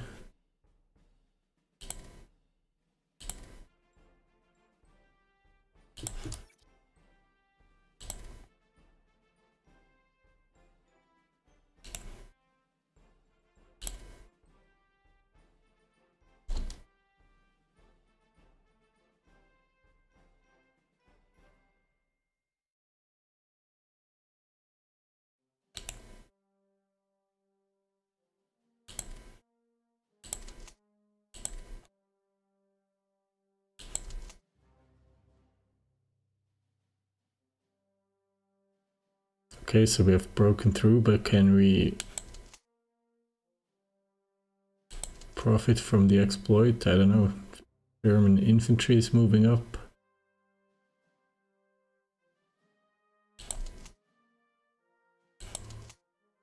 I'm kind of keeping the naval infantry back. Mostly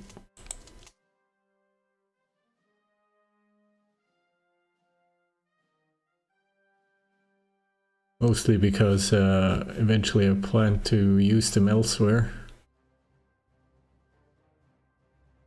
Problem is I'm sort of running out of infantry. Or Italian troops in general.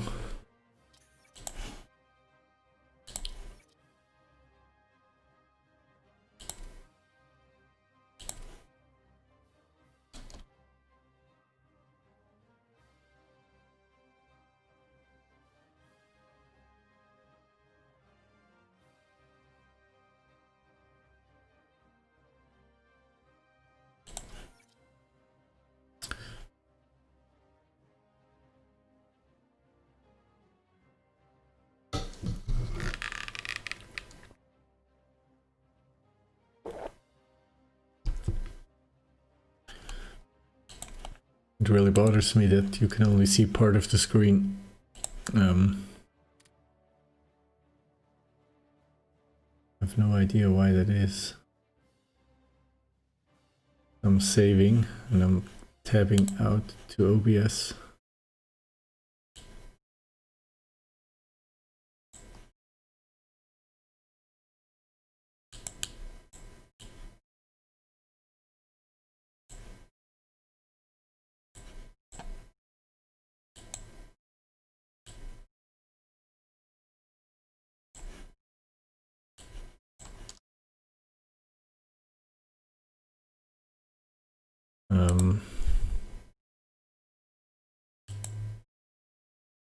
Going to try to Google quickly what the problem is.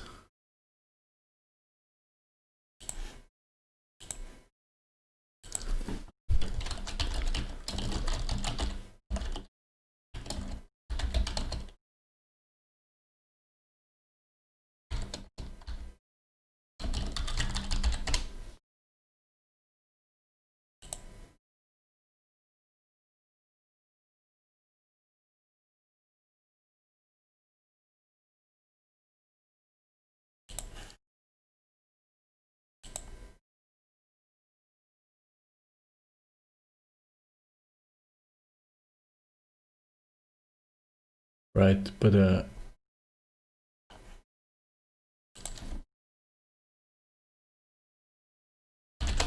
not trying to only show part of my screen.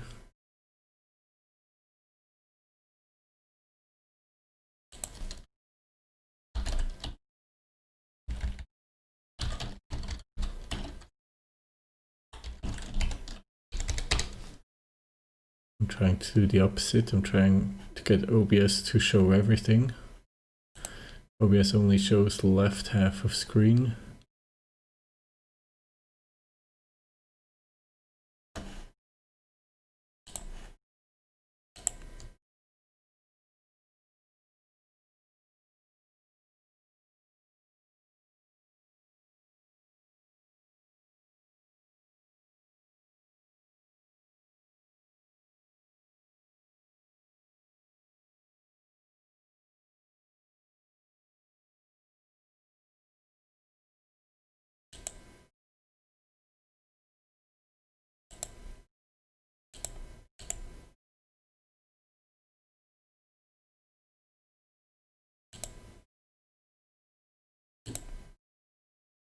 I also have no filters applied to the source.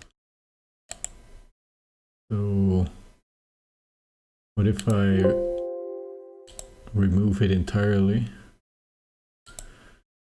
and just add game capture?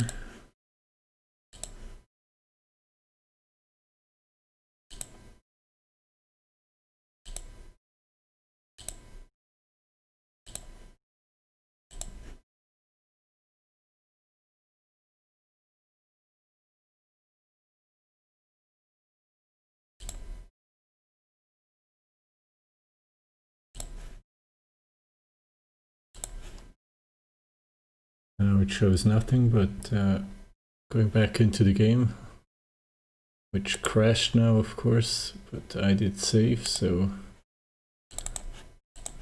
joke is on you.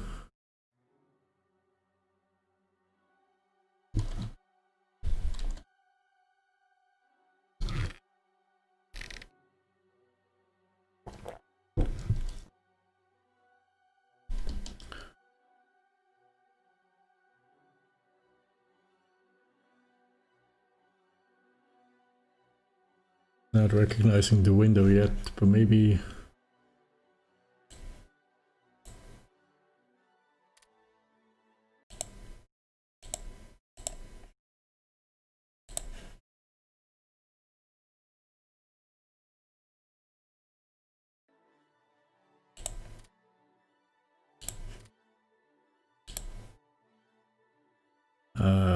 okay, now it's back on, and I believe it's showing even everything. Let's see if it works if I'm loaded into the game. Yeah, I think it's better. Okay, so deleting the source and adding it again from scratch can fix this problem.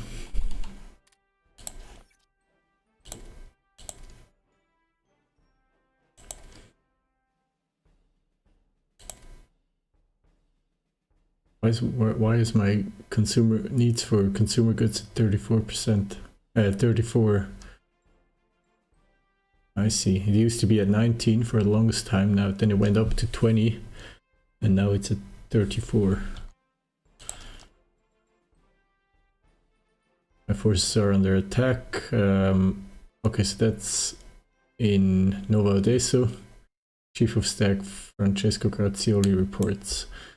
And we are defending together with the German 223rd and 16th Infantry Divisions, as well as with the, I believe this is a Slovak division under German command. Okay, no problem. Another thing is I wanted to check politics.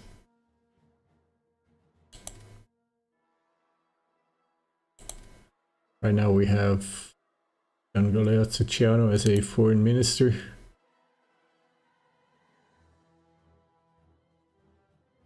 There's not really anyone better that we can select. We have the armament minister Guido Young giving us 10% of additional IC.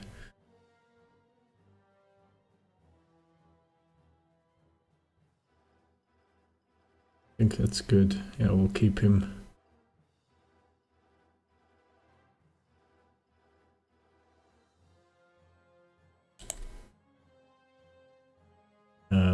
Minister of Security plus 5% in leadership.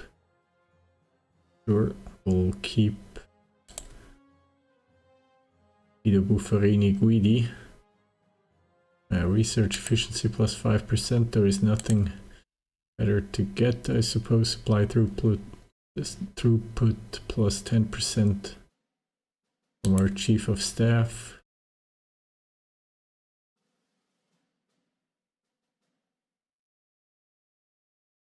Yeah, I think we'll stick with him as well.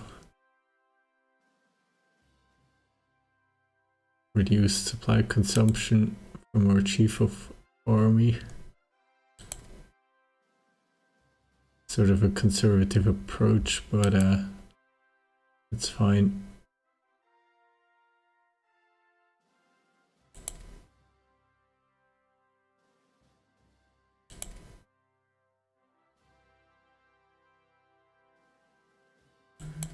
Are we on C-lane control or C-lane interdiction? We're on C-lane control, that's good. Okay, so no changes in politics. Tiroi, no, the game didn't, well, it crashed when I tapped out, but that's normal, and it's no problem because I always save before I tab out. But I think you should now be able to see the full screen again. I was able to correct the problem in Streamlabs OBS that caused for the viewers only to see a portion of the screen. I don't know why or how this happened, what changed my sources. But when I deleted the game capture source that I had and added a new one, it got the correct resolution and aspect ratio. Okay, we are improving multi-purpose guns, giving our naval units better air defense and air attack, as well as improving escort efficiency and improving our destroyers greatly. Let's see. I think we can continue researching this.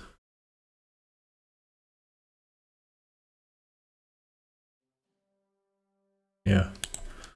We'll just stick with this. Okay, consumer goods demand fell again.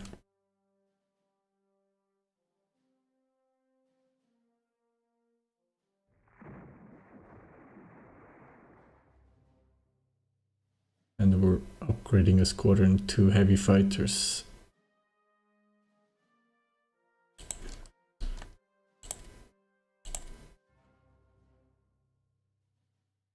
Interdicting some Canadian trade in the Mediterranean.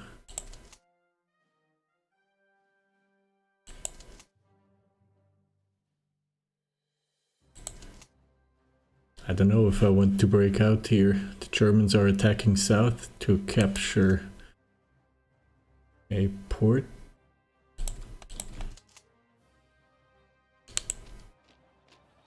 I think we can attack on their flank.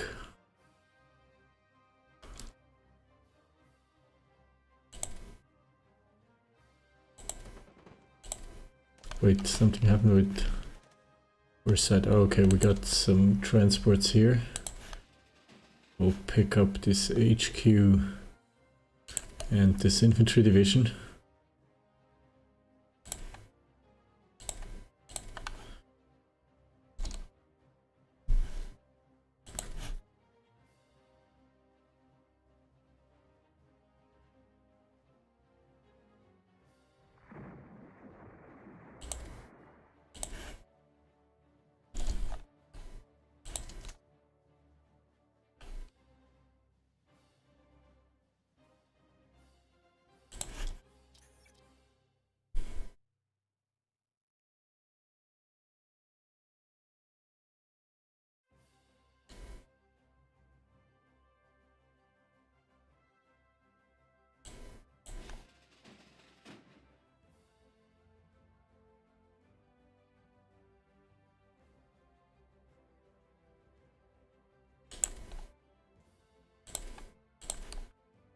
I think I'm going to pick up more divisions from the home front. Basically, I'll leave one corps in northern Italy, 3 to 4 divisions.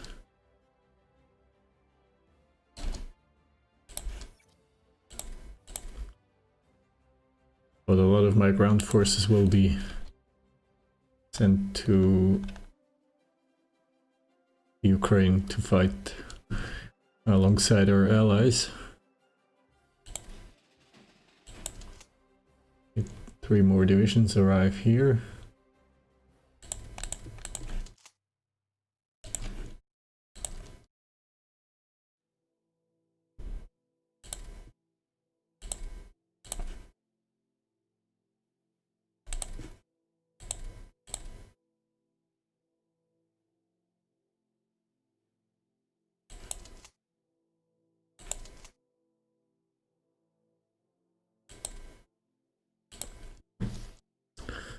7th Corps will become 2nd Armored Corps.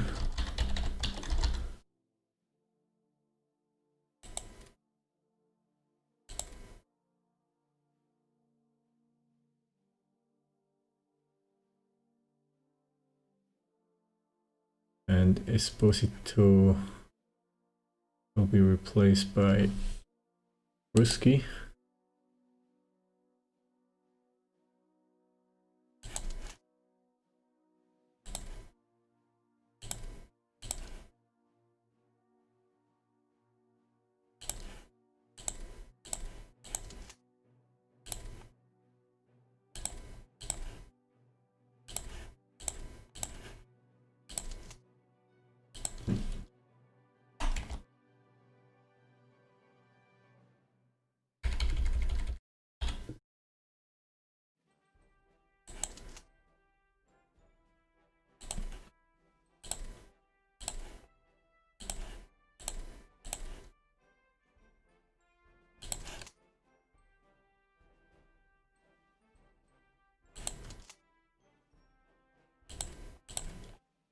Battle of Dobre is won.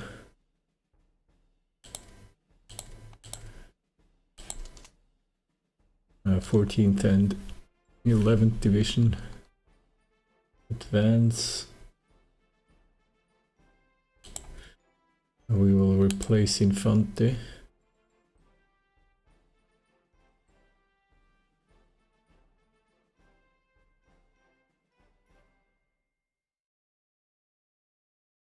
He will command a armor division.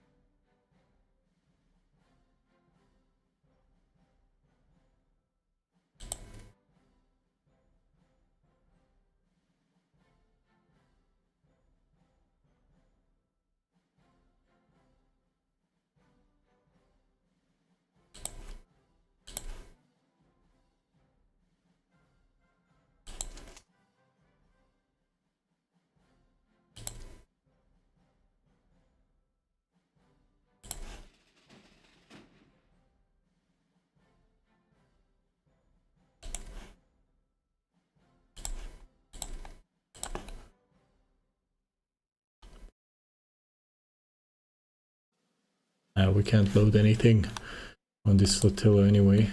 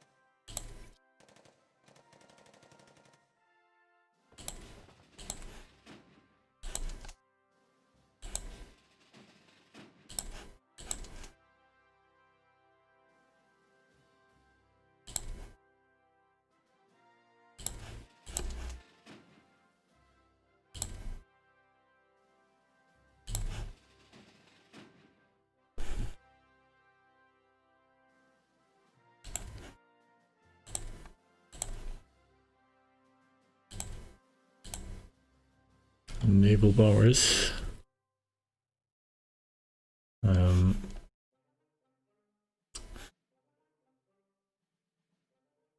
Let's deploy them to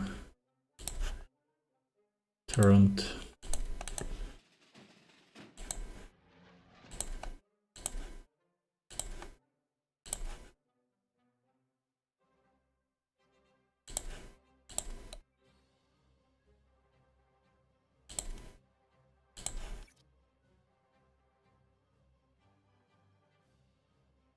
What do we replace them with? I think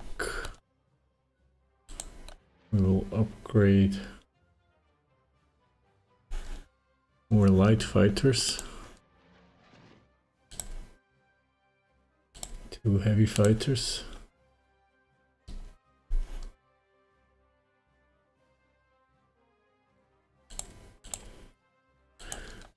And speaking of fighters, think we deployed some Italian fighters somewhere.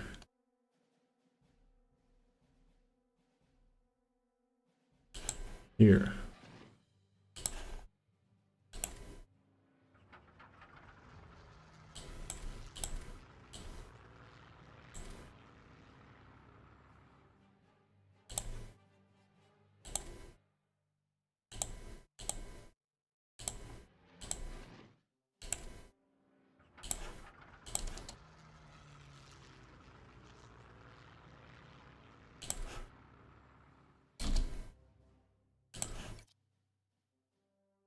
And we have additional production to assign.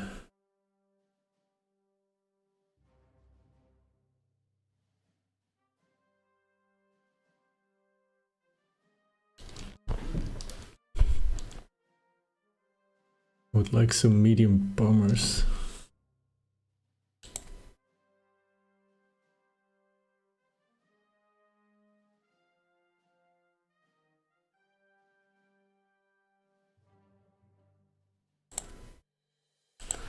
Maybe we should do some more heavy fighters instead.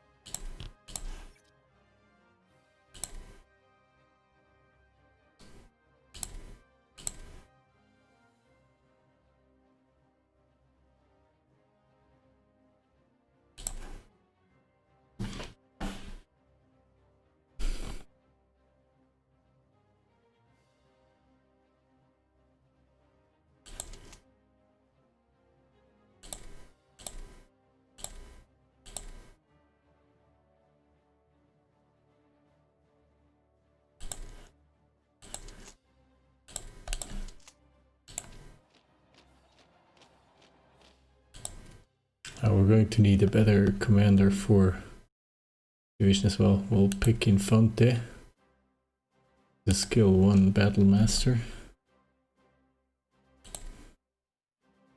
And he has front experience.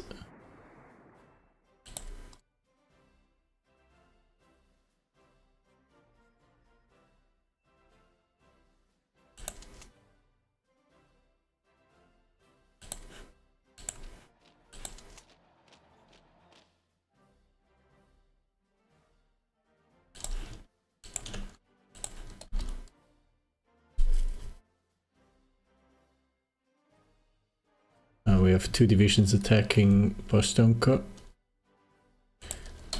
Soviet militia defending.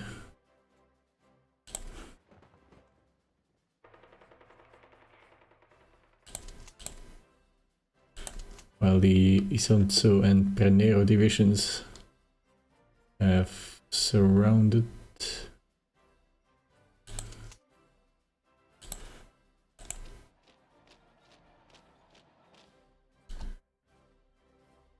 Nikolaev and Kherson. Now let's see. Okay, we have captured Avaz. I think we should try to deny Persia this port here.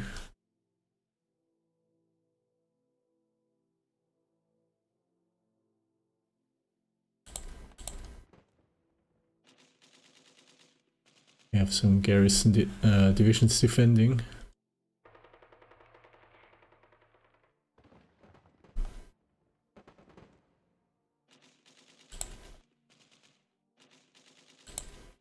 Okay, Battle of Pashtunka is won. So let's see if we can encircle some Soviet troops here. I think there is a gap in the Soviet front line. And Italian troops might be wearing the crown of having the most easterly divisions at this moment. Oh, we have someone defending the south shore of the Dnieper River.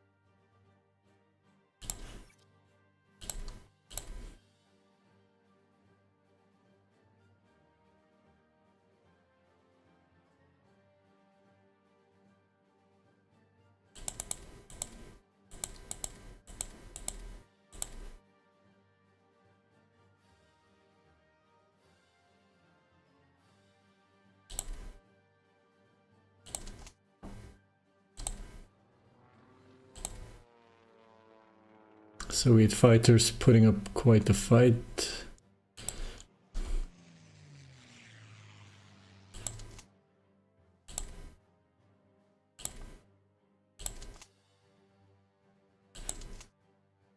And the 20th Infantry Division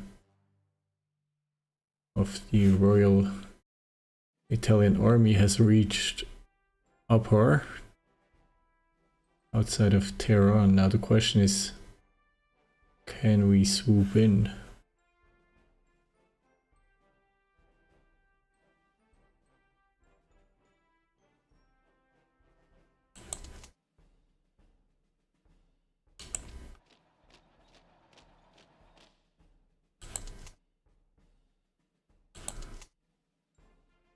I say we should try it.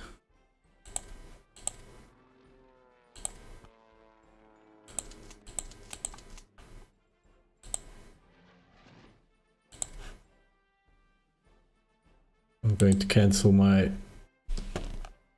ground attack.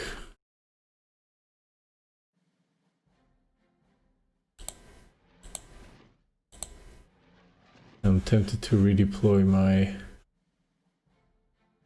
other close air support squadron to Odessa.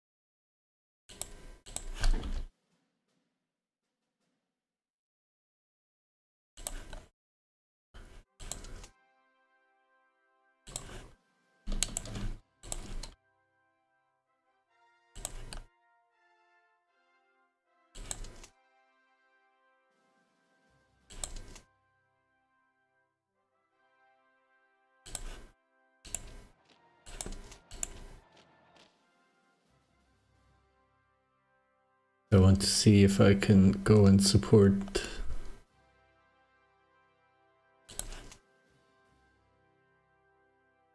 this attack.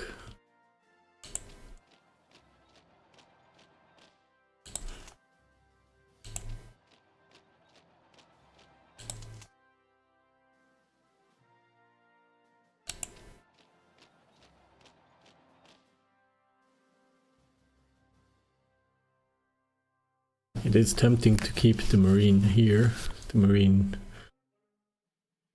naval infantry, but I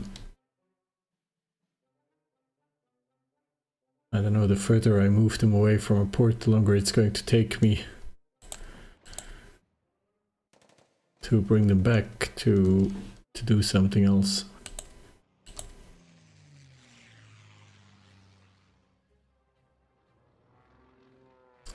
Italian fighters are supporting Soviet, German close air support in the center of the front, where we actually have German divisions trying to break through the Soviet lines.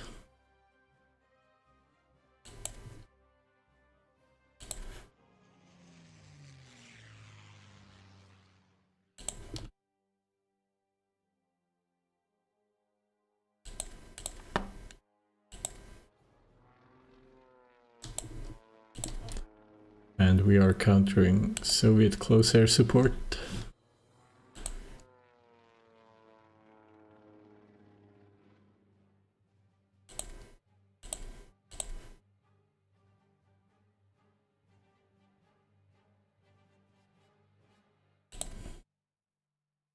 Soviets are evacuating Mykolaiv.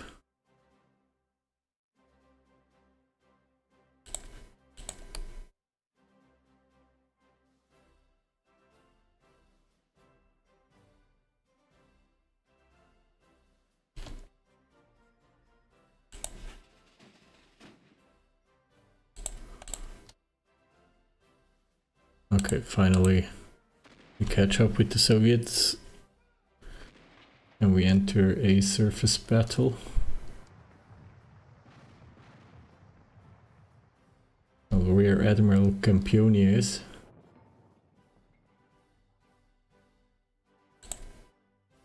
And we sink both the I think this translates to the Parisian community or commune, like a communist organization. And the 4th submarine flotilla, I believe, yeah, with some slight damage to ourselves, but not too much. But the transport flotilla gets heavily damaged.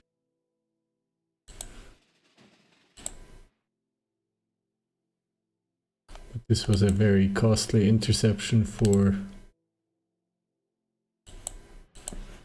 Soviets.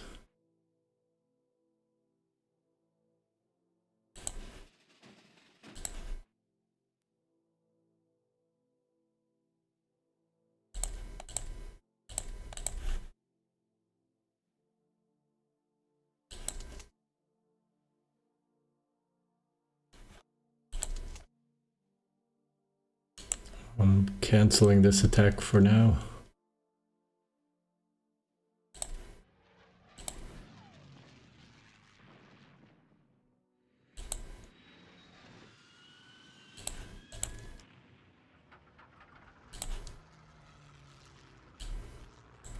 I'm using my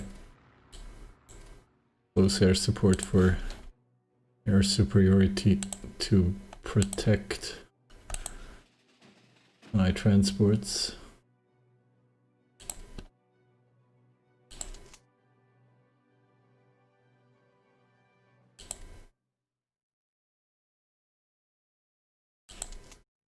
And Nikolaev is captured, but I think the Soviets managed to escape.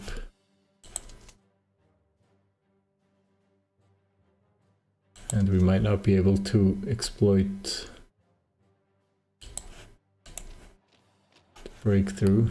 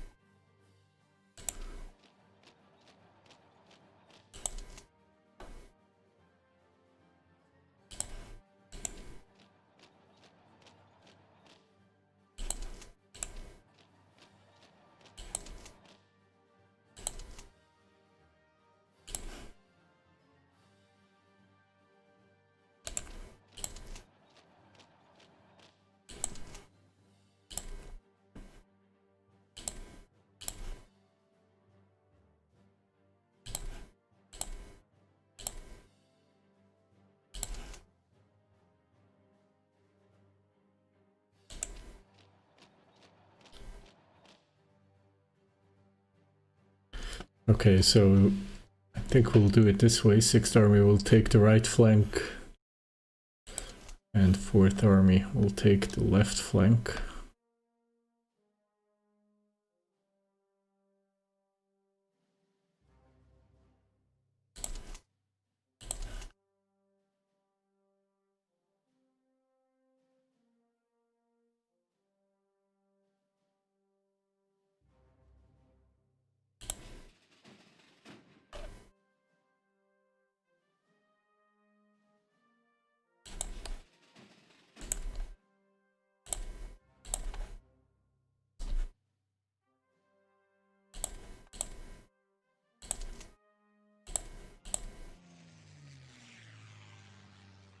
Italian interceptors fighting west of Homel, defending against Soviet medium bombers.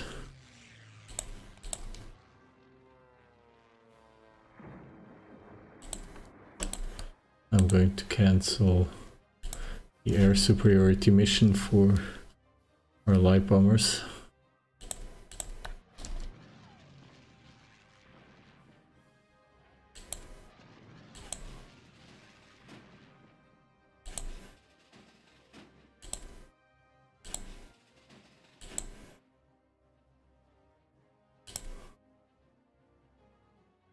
We need to return to port.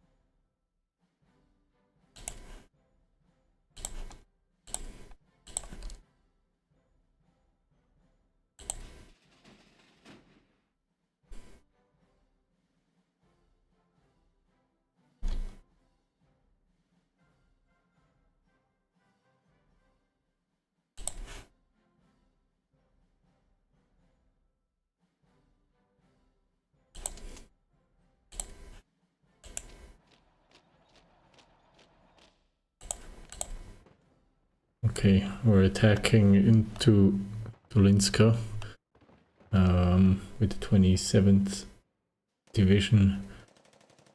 It's basically a counterattack to free the forces that were aiming for Kryvyi Rih, a town here, or a city in central southern Ukraine.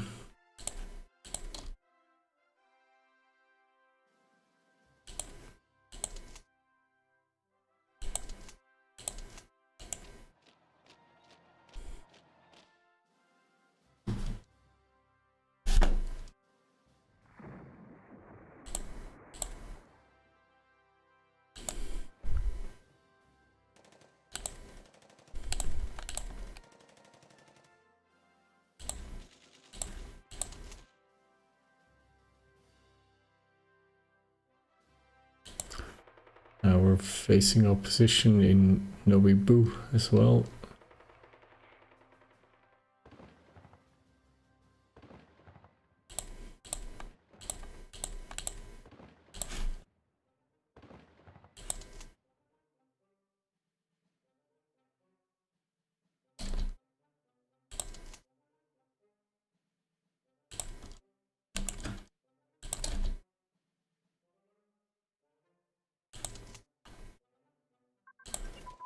And here the 169th German Infantry Division is joining the battle for a bridgehead across the Dnieper on the Black Sea coast.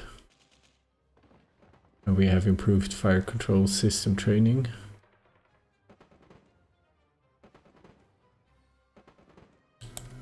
improving targeting. I will switch out of this and see. Yeah, we have some X to get in terms of land combat doctrine. We'll try to get tank crew training.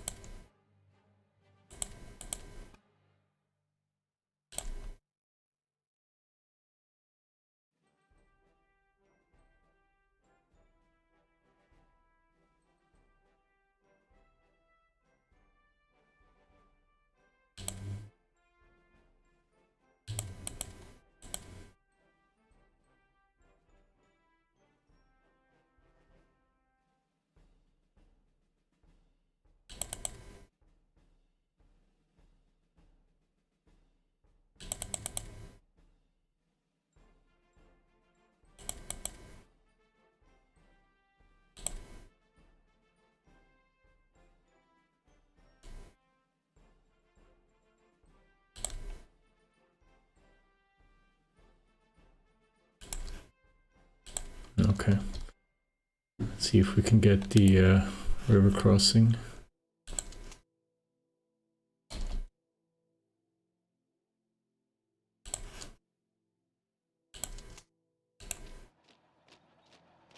And let's see if we can get to city.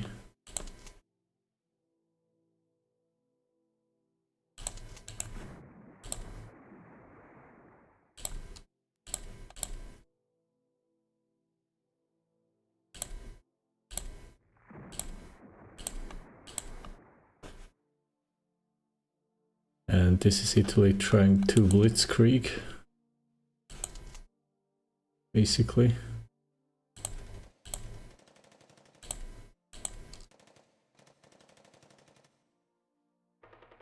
And the Soviet Union decides complete transfer of industry. I think they already decided the partial transfer earlier. Now we're getting counterattacked. Let's see if we can defend.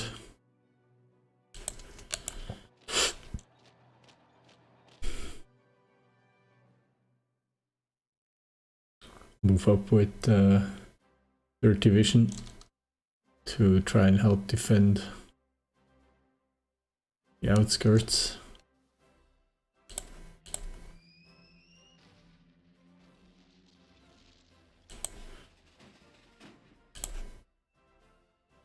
First carrier air group battling it out with Soviet naval bombers.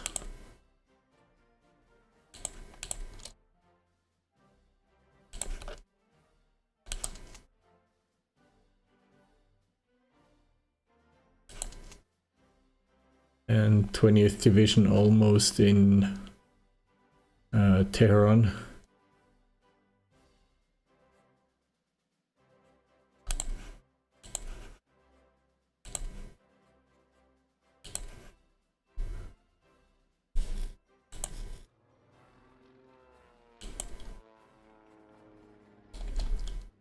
And Italian fighters protecting German and Hungarian troops in the southwestern corner of the Pripyat marshes.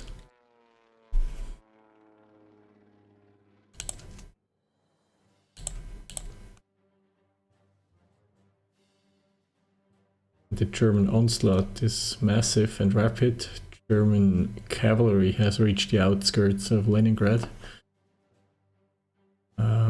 Staraya Russa has reached.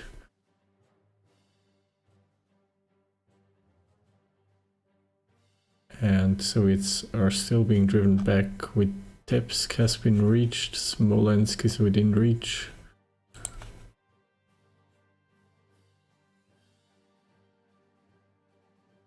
Kiev is still pretty safe. And we're already 3 months into the fight. I think the offensive started May 5th. So the Soviets are actually putting up a pretty good defense.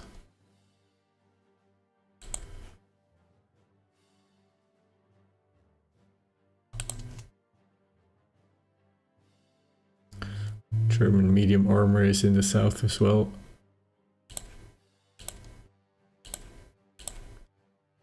We managed to cross the river.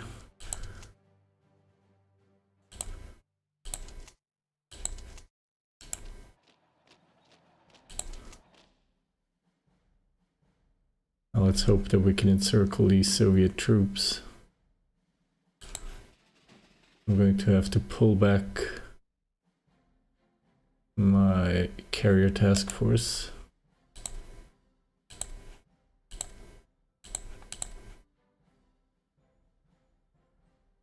Otherwise I might lose a destroyer flotilla.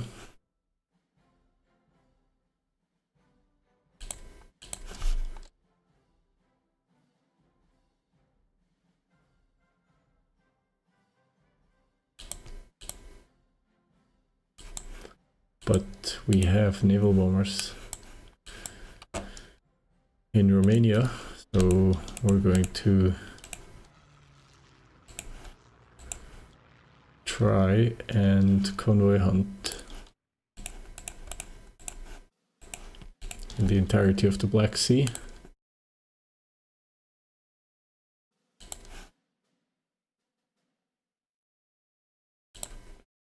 Our task force has reached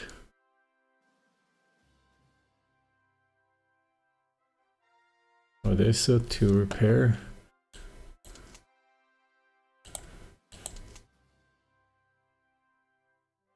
We need to defend. Soviet counterattack here. Our air force is helping. Okay, and we swing, hopefully,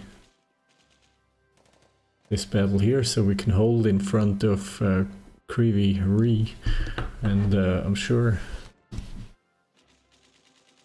this place has a different name now.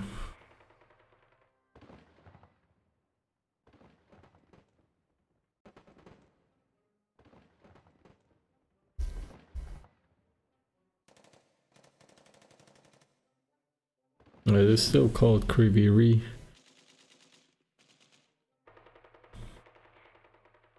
I'm not sure what the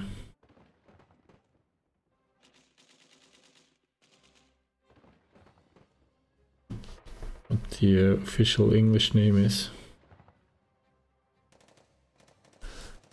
Anyway, it is something that we want to capture.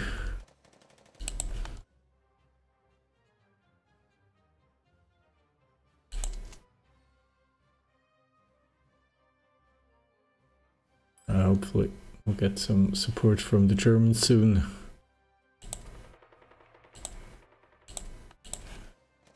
Trade offer from Germany. They want to sell more energy to us for more money. We're going to decline politely as we have more than enough energy.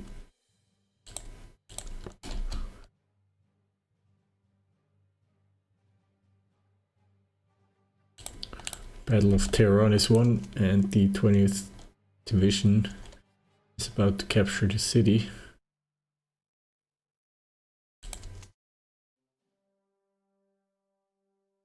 And I believe all of these Soviet divisions here are captured.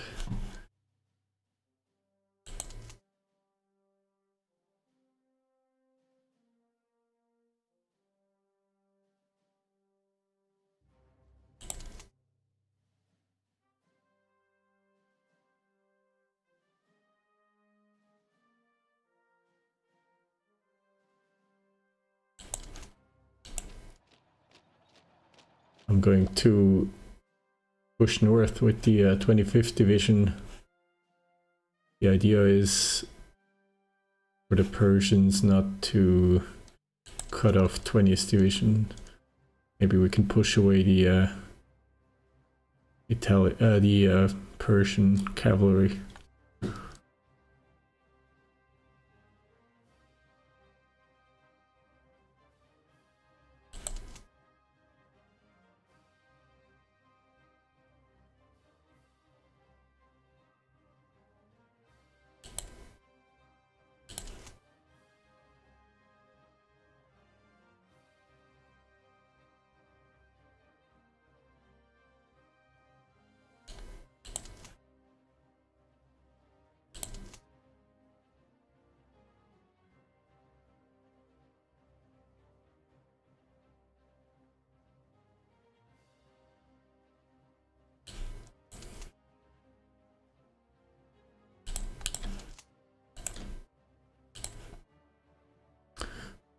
I'll pull back to Marine infantry.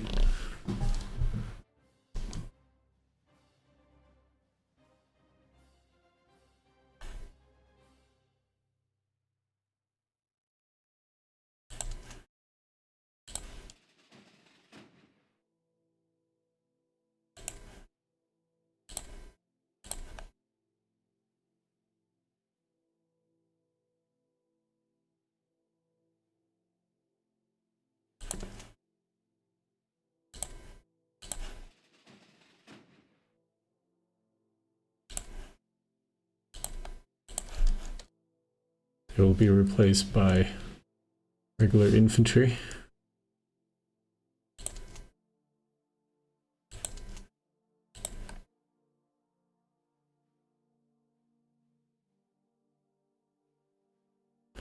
Now I'm not sure, should I swing south to secure the Crimea Peninsula?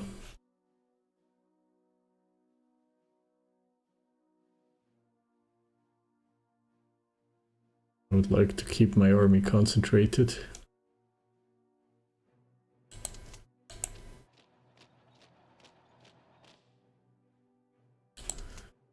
The attack here has stopped.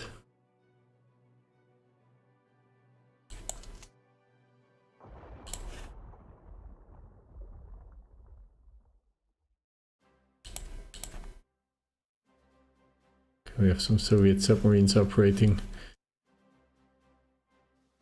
in the Mediterranean on our convoys.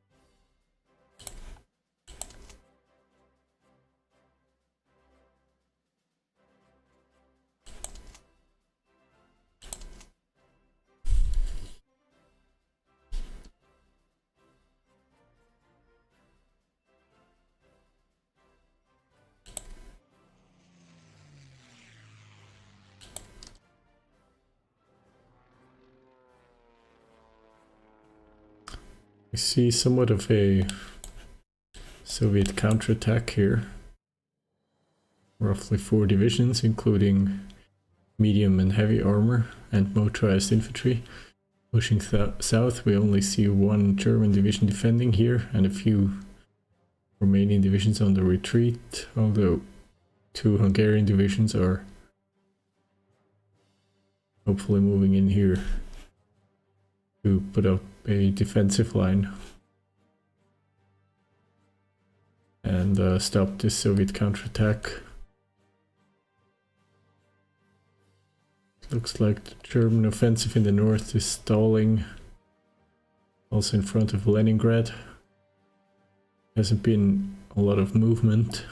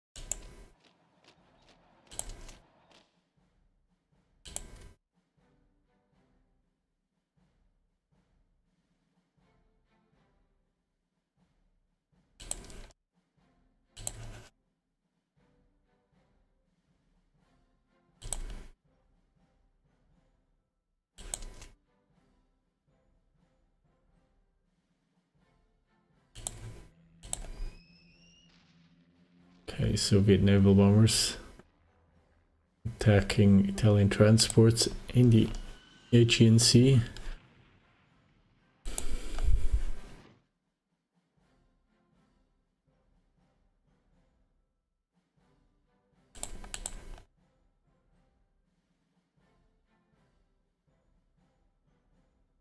A Soviet light cruiser moving off the coast here.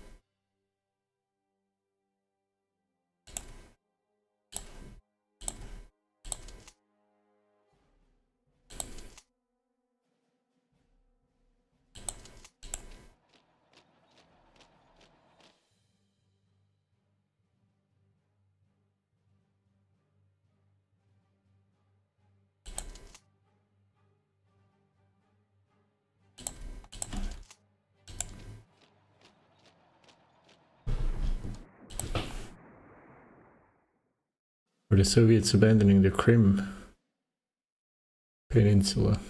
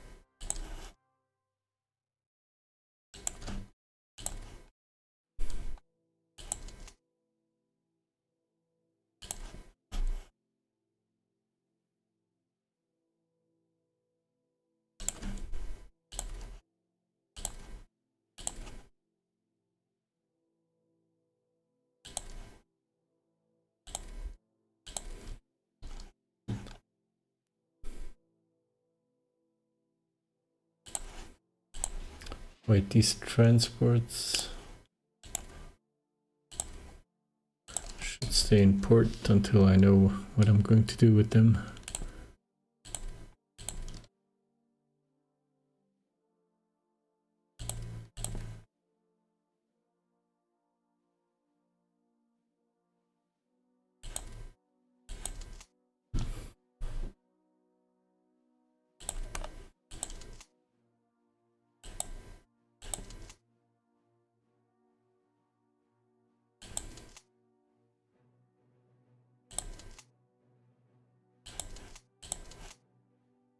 Okay, the Germans are pushing the Russians away north, so that means we have some units available.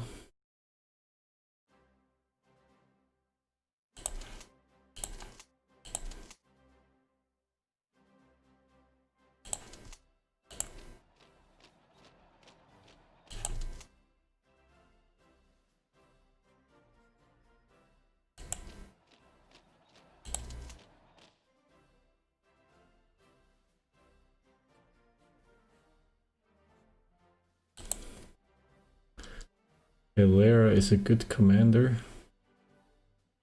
I'm wondering if Pintur wouldn't be better with the offensive trait.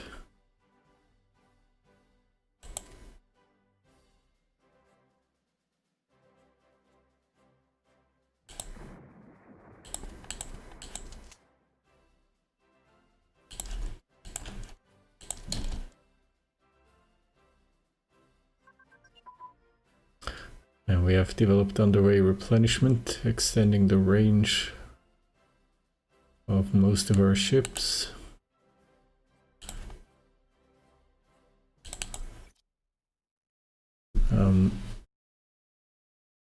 Not sure if we shouldn't switch out of this for a while.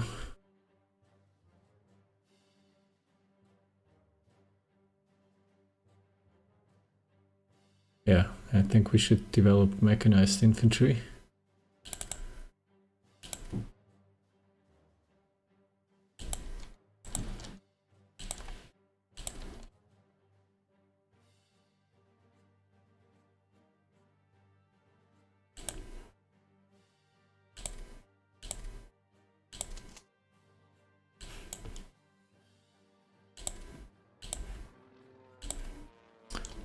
Heavy air battles going on.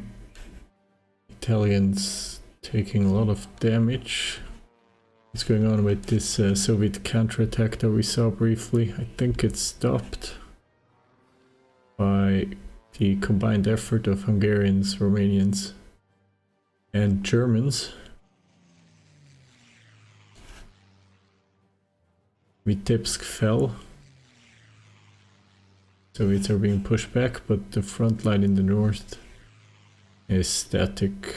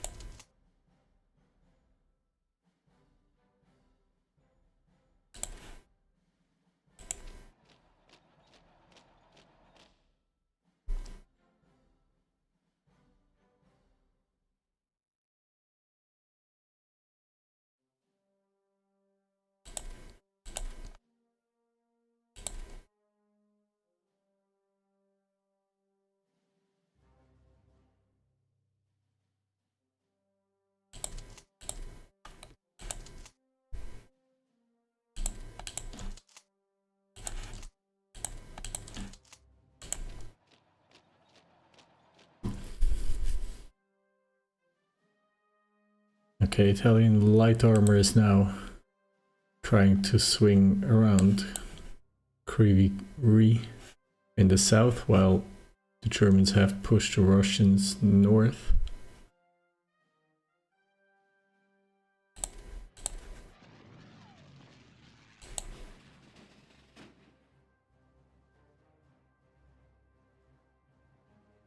We're still dealing with Soviet naval bombers.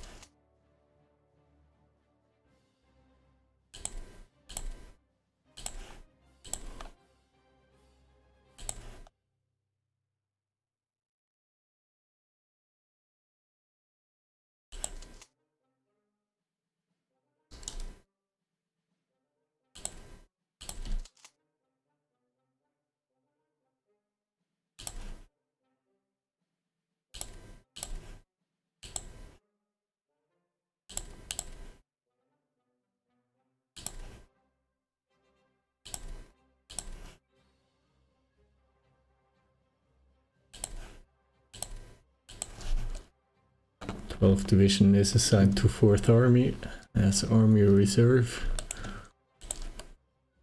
And we'll move it up to the front line.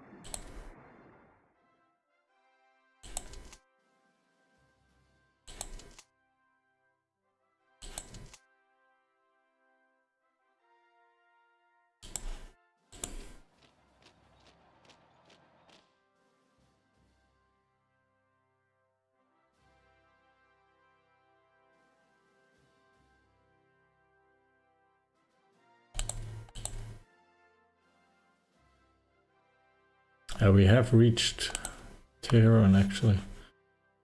It's quite interesting.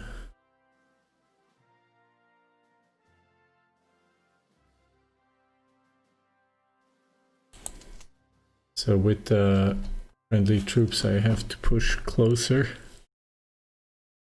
And I want to see if we can add different war goals to Kuwait. No, we can't, so it doesn't really matter what we do. Let's just take them. Maybe I have to declare war on them again after defeating them in order to be able to occupy them.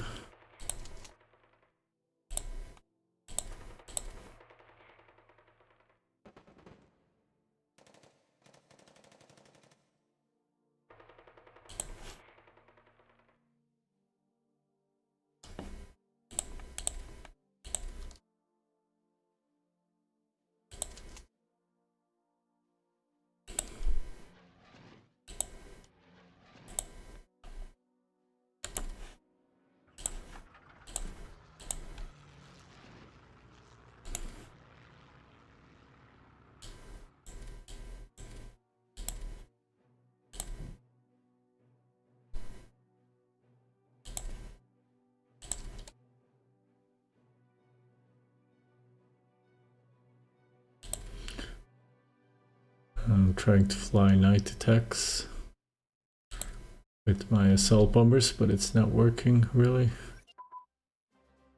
We have developed twin or improved twin engine airframes, giving better air and surface defense to our medium and naval bombers.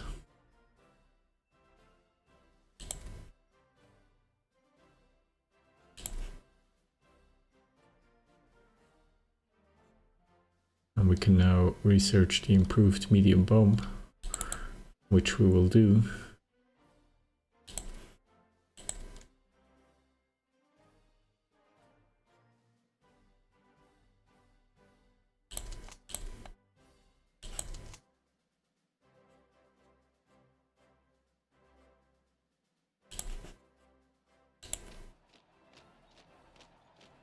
See if we can surround the city.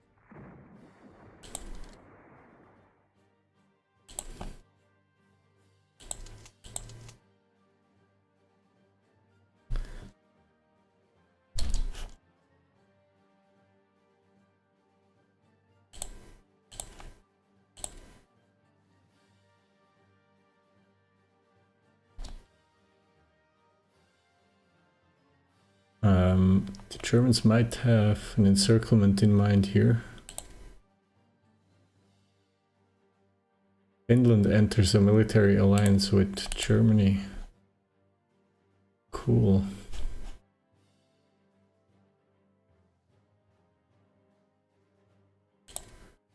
So the Soviets should be cut off from the Baltics as well as from the Black Sea.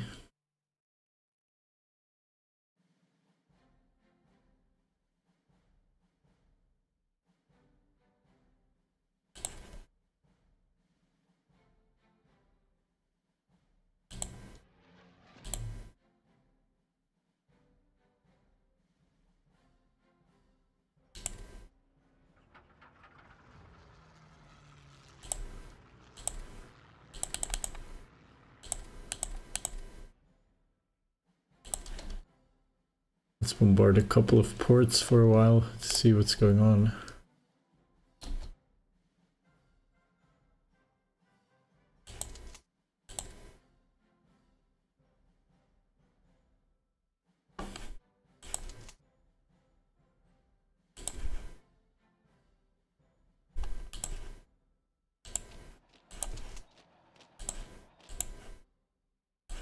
And most of all, let's see if we can capture the city.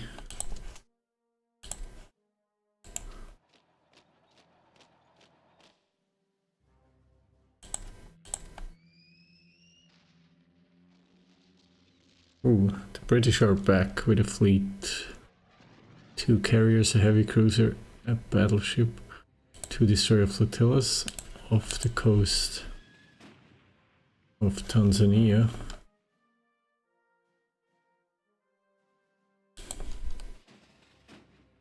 I'm wondering whether I should move to engage them. I probably should.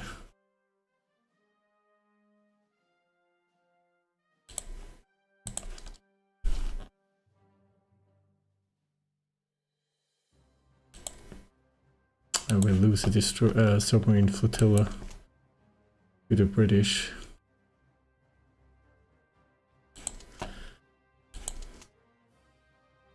The front in Tanzania has been quite calm recently.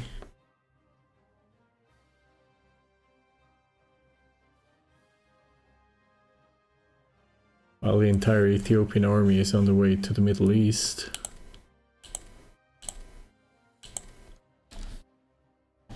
Which is probably not exactly the best way to deploy their army.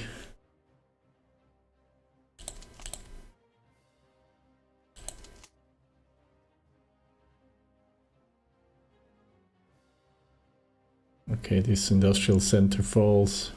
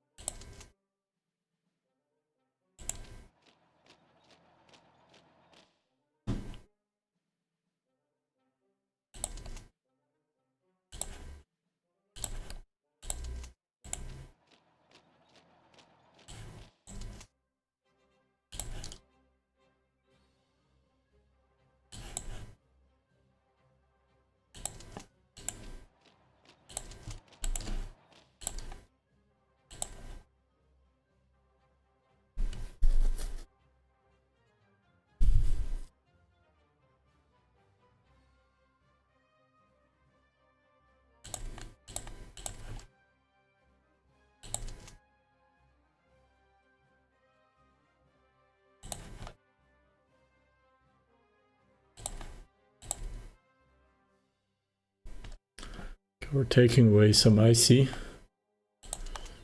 from Soviets.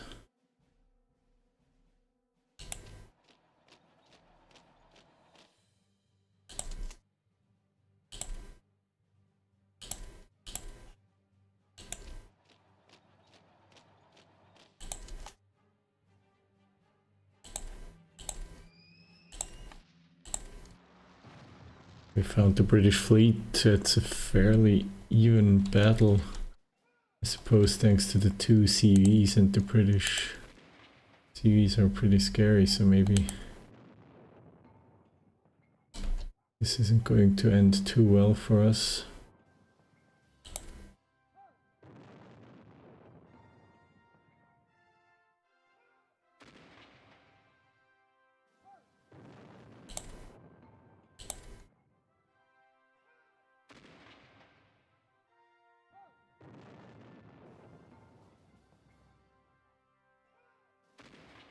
Although we might be able to sink HMS Courageous.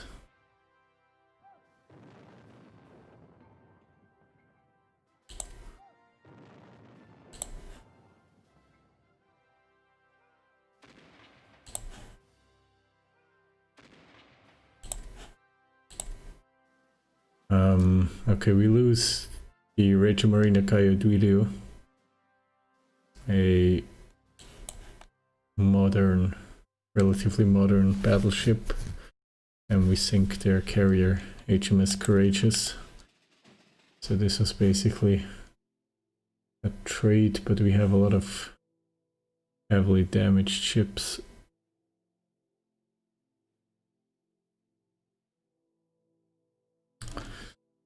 That was maybe not the most ideal battle to take.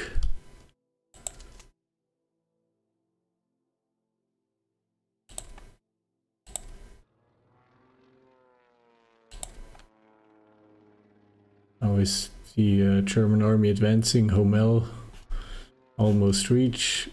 Vitebsk is past. We're moving on Smolensk in the north.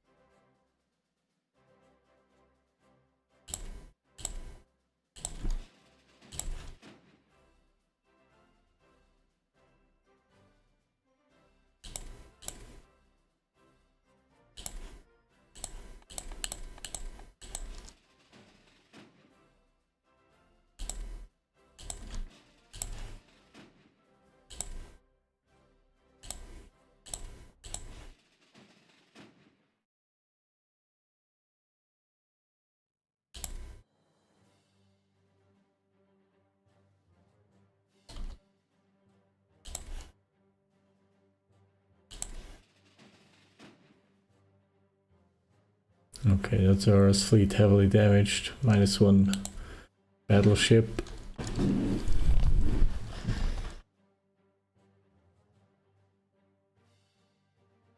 I think having my squadrons operate by themselves against the British is not viable. Those are unacceptable amounts of damage that we took here.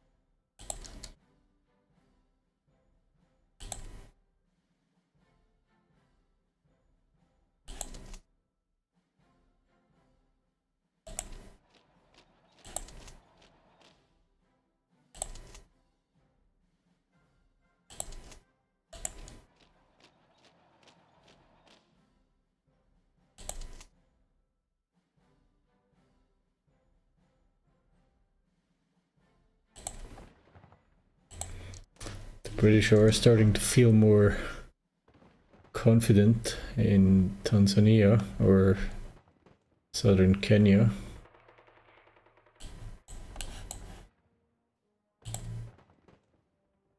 They're actually attacking Digida once more.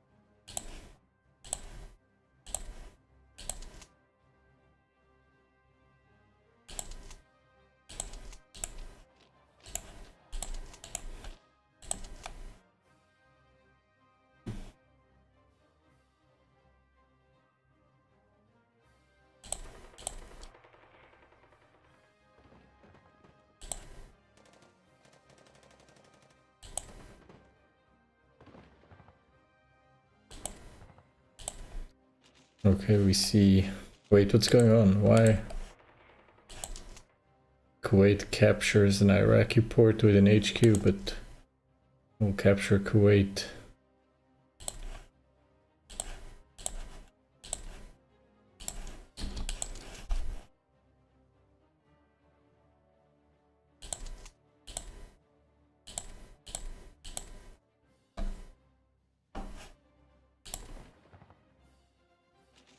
My biggest problem is here right now.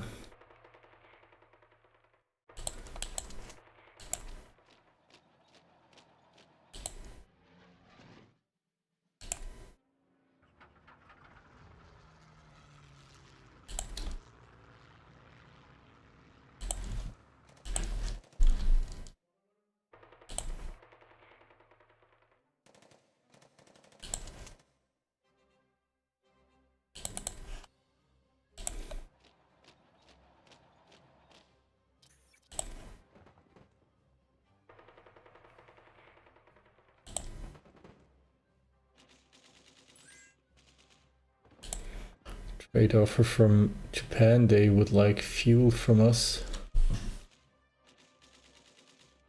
for a lot of money.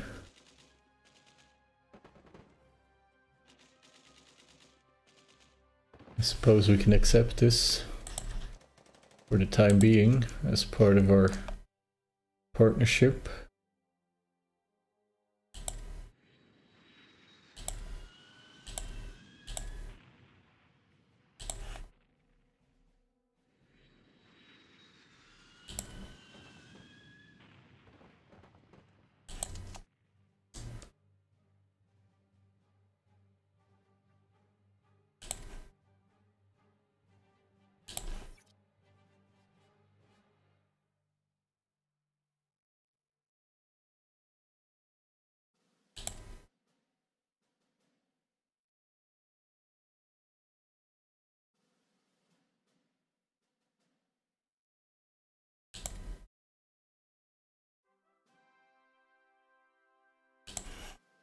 And we finished one of the carrier air groups needed for our large carrier.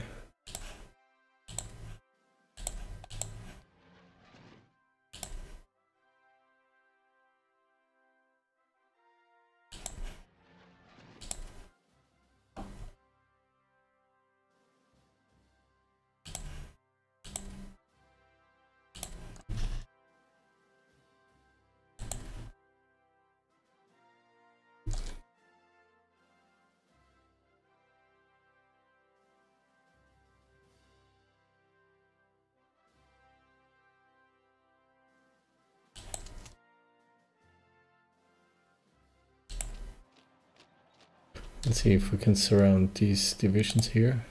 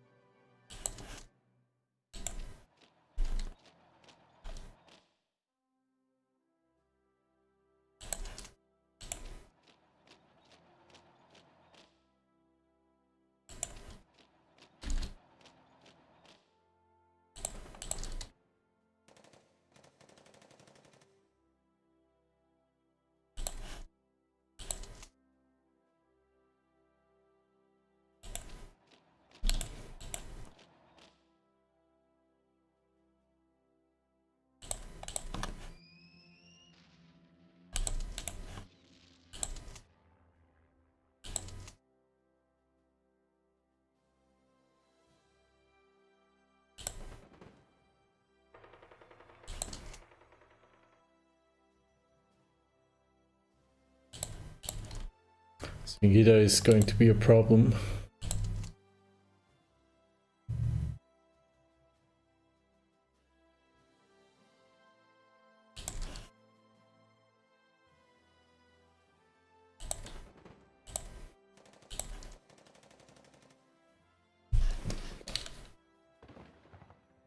Hello, Sarah 25.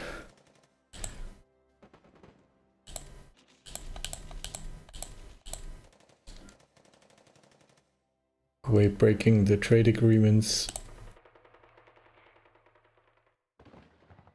We may continue our existence as an independent nation, though. No, I don't think so. But the problem is I'm not going to be able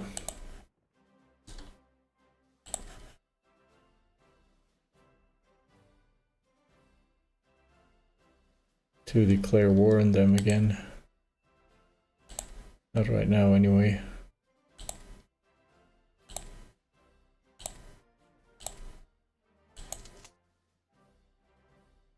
Let's hope we can cut off at least some Russian units here. Ooh, they stopped the attack on Sigida, that's great. Problem is HoI3.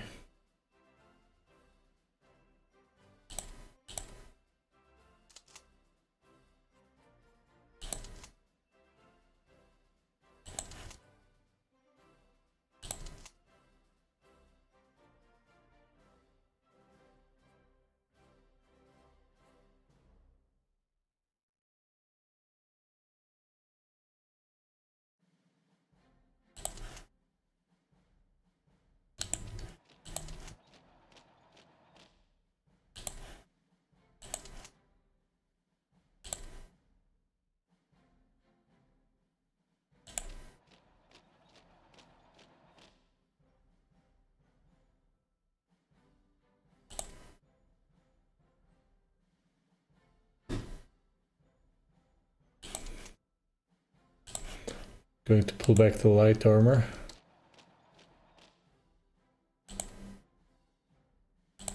Into a defensive position in Arusha.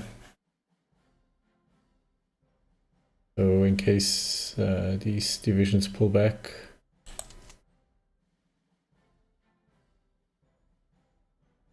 And capture them.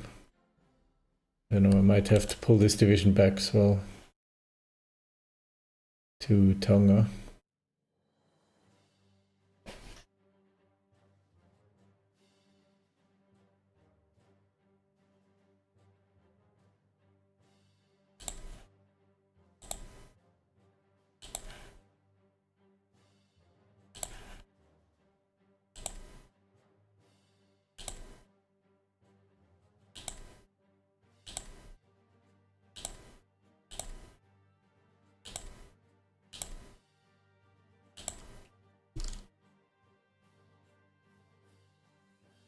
Maybe I should build infrastructure.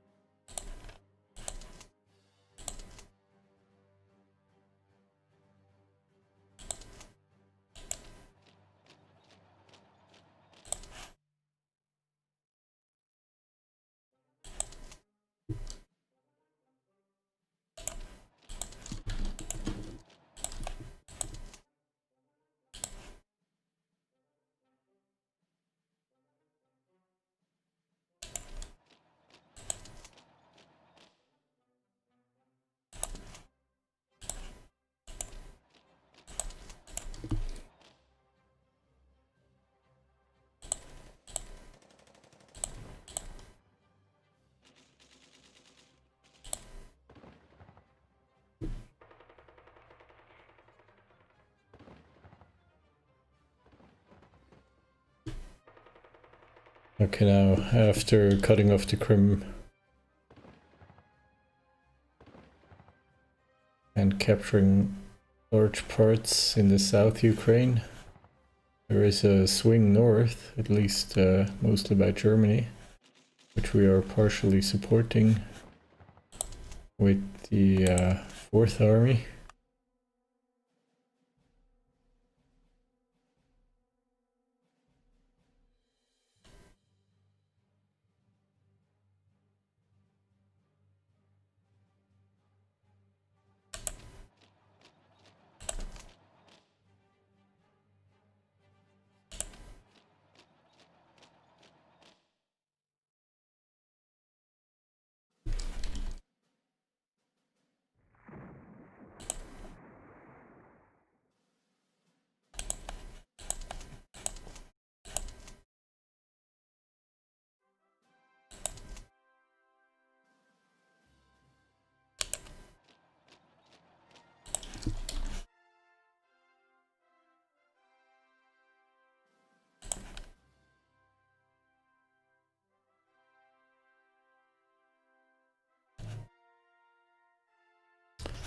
It would be nice to clean up something like this here.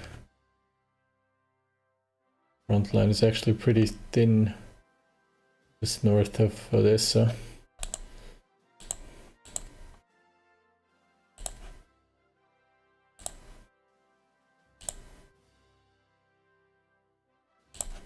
So I'm going to set some allied objectives here. And I'll also place 2 naval infantry divisions here.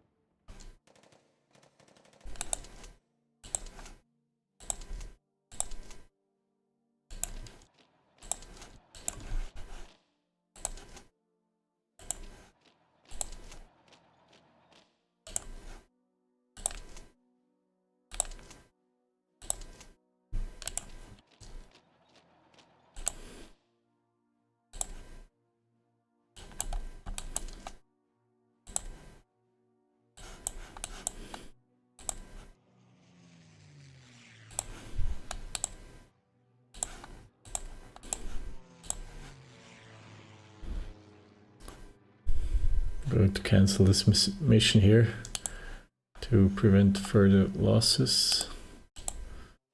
But the battle was won, it says.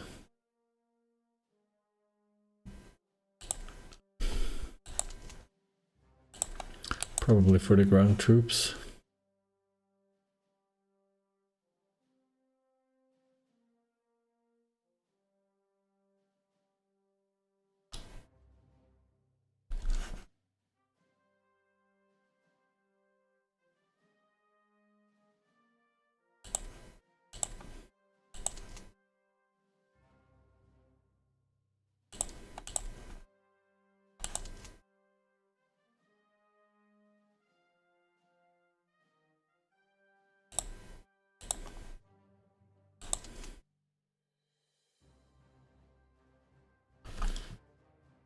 th Division here is on the move, driving the Soviets away, but I think they might retake Zaporizhia unless Italian infantry moves in and recaptures it. And the Germans got a bridgehead across the Dnieper River.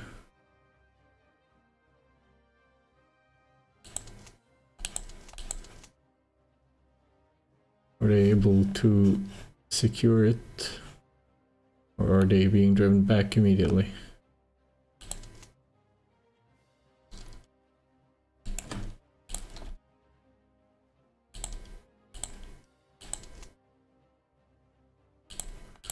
Battle of HoI3 is lost. Armor is pulling back.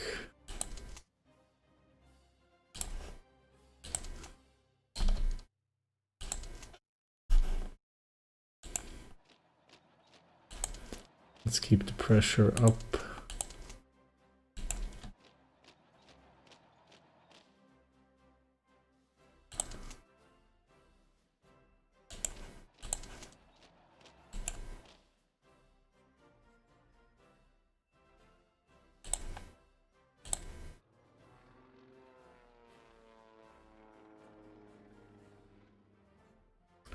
Italian interceptors escorting German close air support.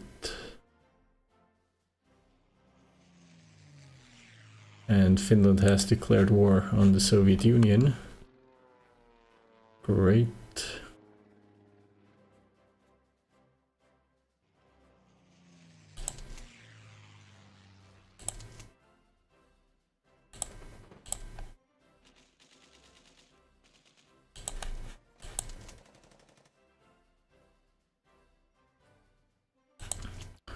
We are reaching Sevastopol, which is undefended.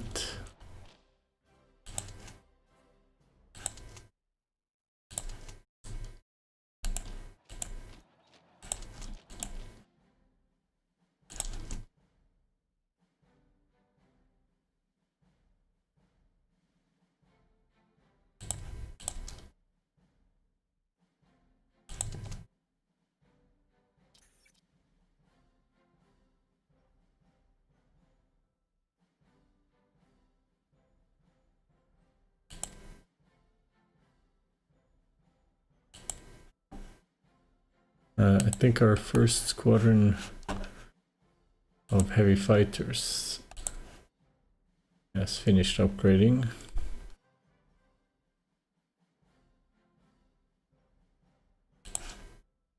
So Finland is mobilizing, and I don't see them because they're only allied with Germany. They're not in the Axis. But it bothers the Soviet Union. They are moving troops, which is good to see. Sometimes the front line is only thinly held by one division. Road to Moscow is... That's a good question, Saraya. Moscow is here. Closest German spearheads are southeast of Vitebsk, about 350 kilometers from Moscow.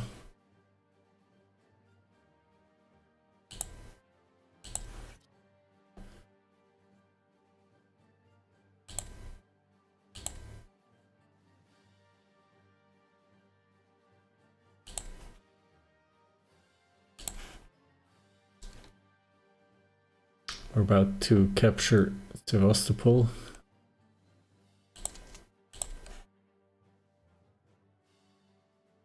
The Italians...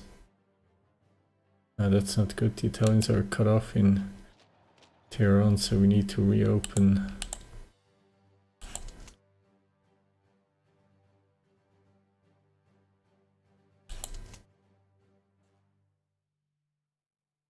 Need to reopen this.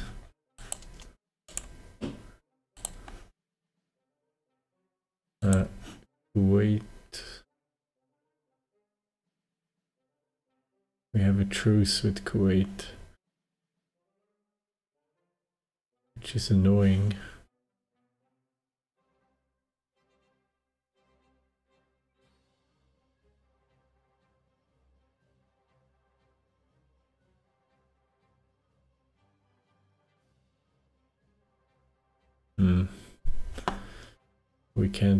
I can't completely control them, unfortunately.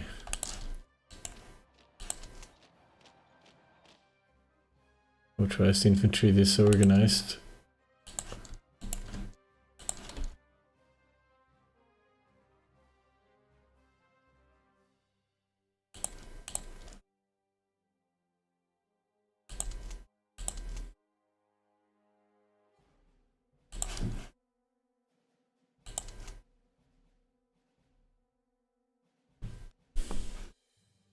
I don't know what happened to the Germans here. I don't see them in any of these provinces. Not sure did they run so fast. Or did they get captured?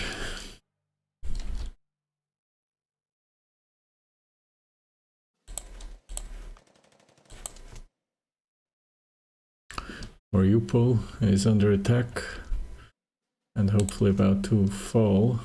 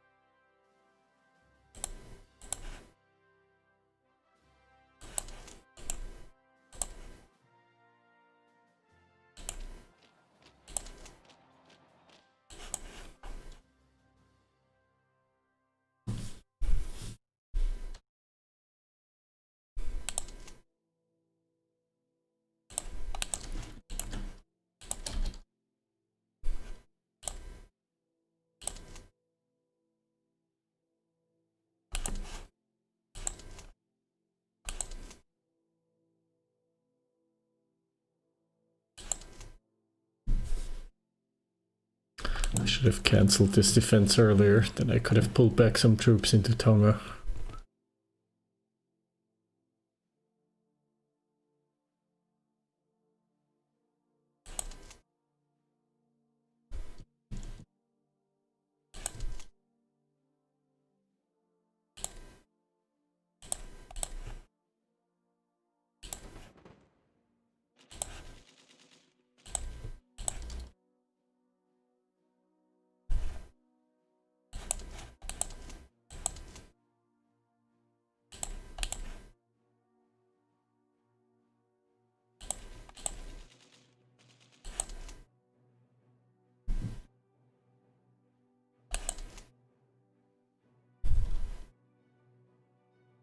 Good thing is, since we captured the capital. I thought there was a lot of supplies. There isn't actually. We need to capture, we need to open a road quickly.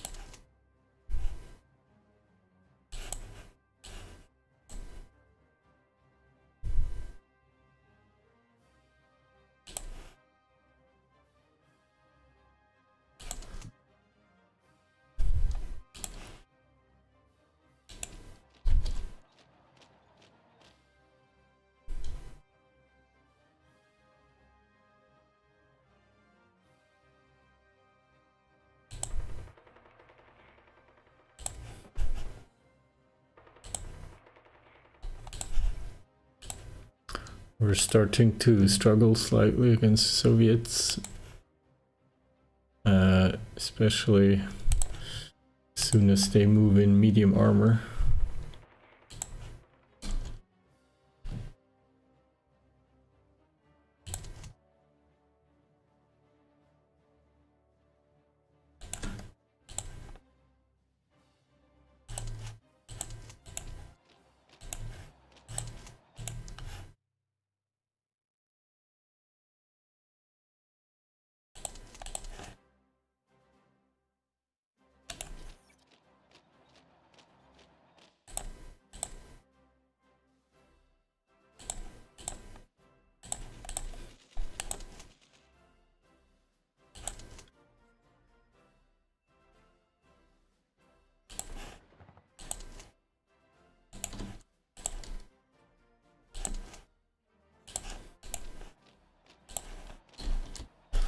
See if we can drive the British back immediately.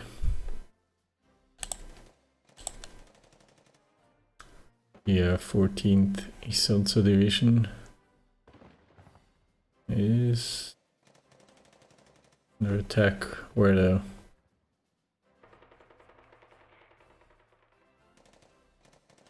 Oh, it is attacking.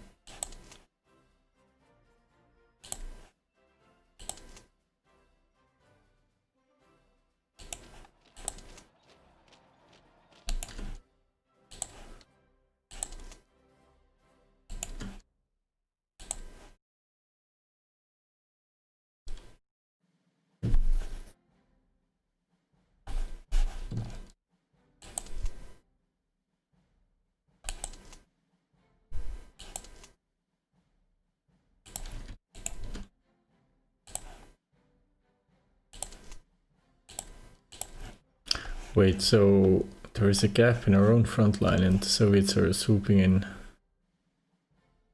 threatening 4th Army from the rear.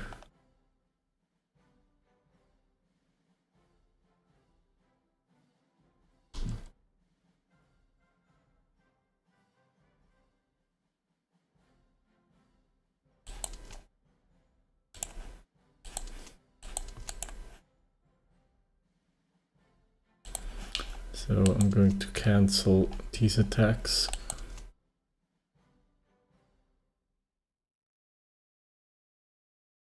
Now we need to defend here.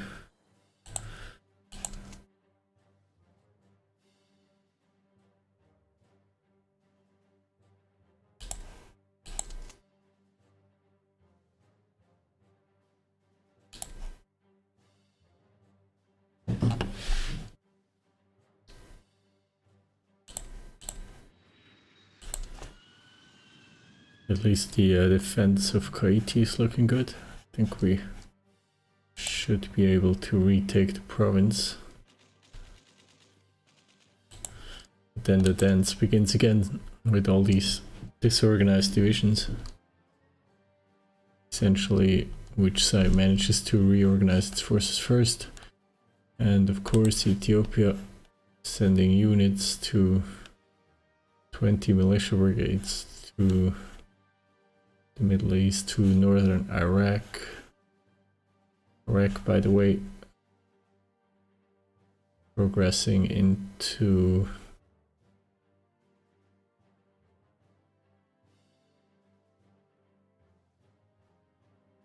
northern Persia. Meanwhile, for us, the question is, can we link up again with 20th Division in Tehran?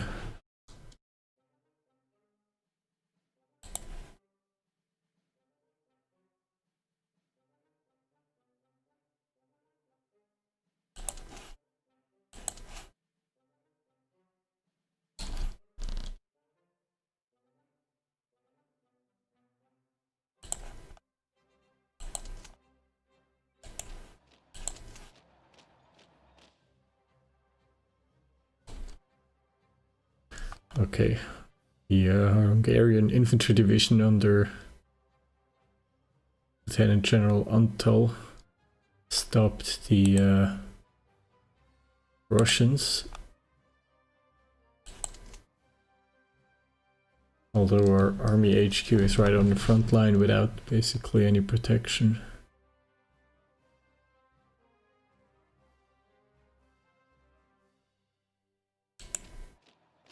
I'm going to pull it back a few kilometers.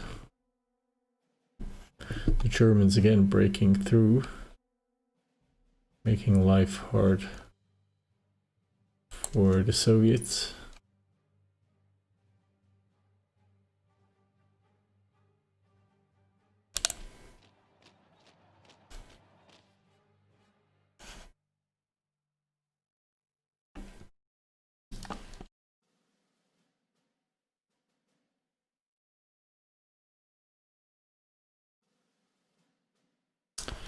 Romanian light armor is on the way also to the Crimea.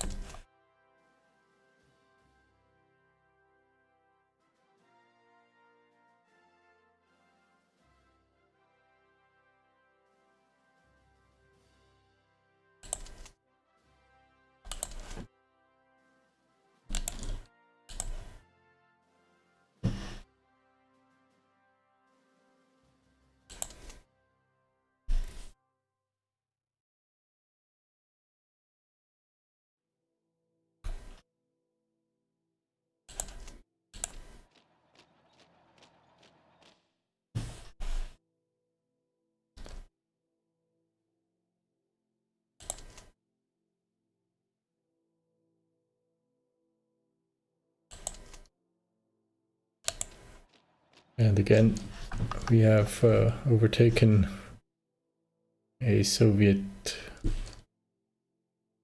light infantry division.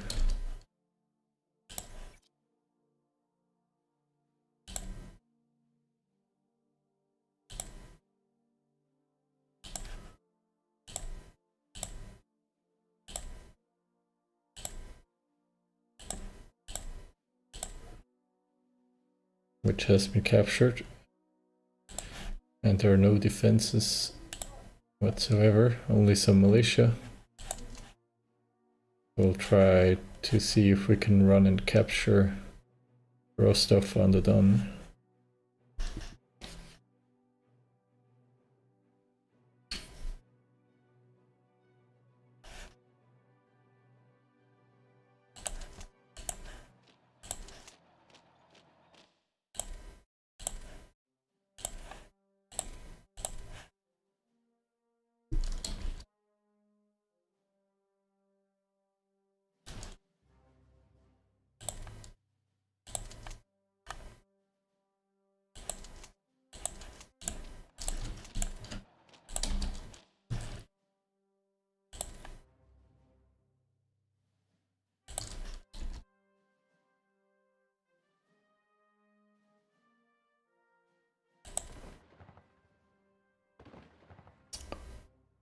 27th Division reaches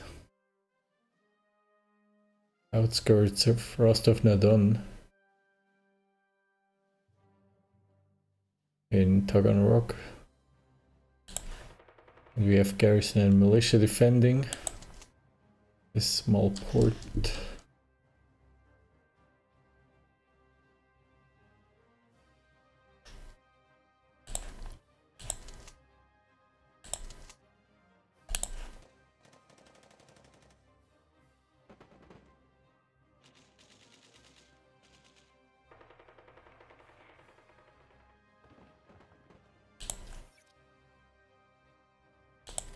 Oh, that's not good. What's happening? Wait, why?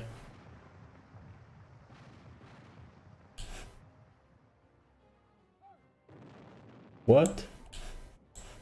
Why is my fleet out? No, no, no. This fleet should have never been out. I put it into port. Why did it leave port?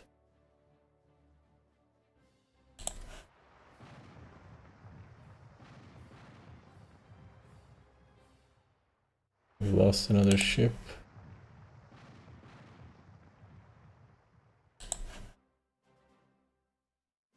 A heavy cruiser.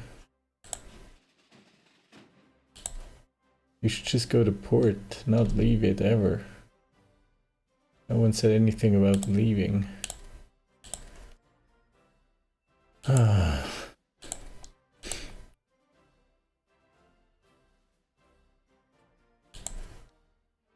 I'm gonna have to pull this fleet back. It's of no use here.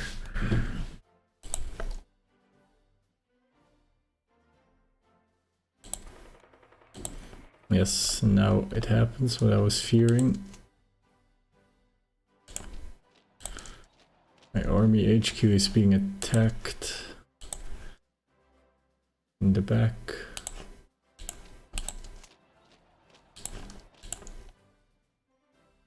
Now let's start the counterattack.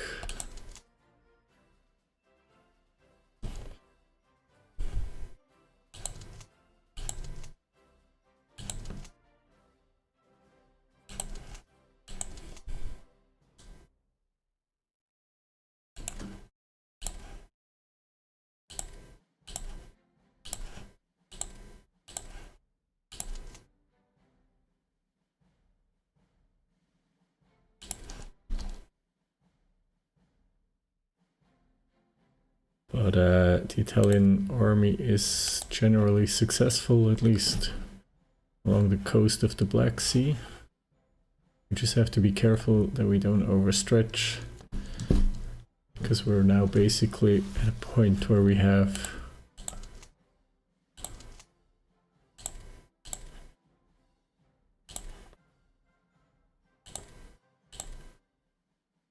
1 division or even less per province. While this works when we're on the offensive, as soon as serious counterattacks start, we're going to be in big trouble. I'm going to have to send the Marine infantry back. Because I'm kind of not trusting my allies to defend my rear area.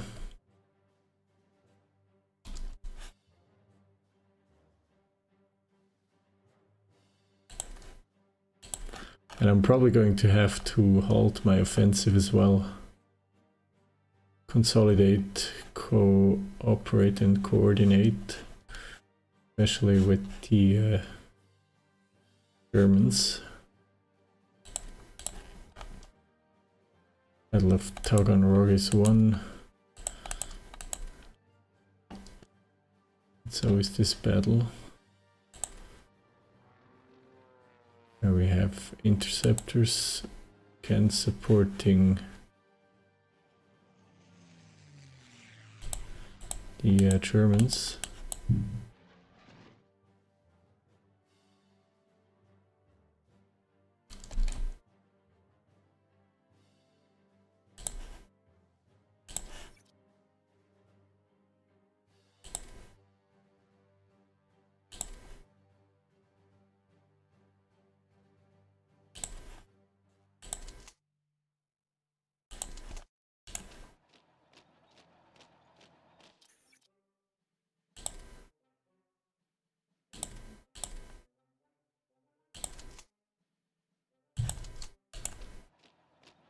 Let's see if we can cross the Sea of Azov Strait here into Anapa.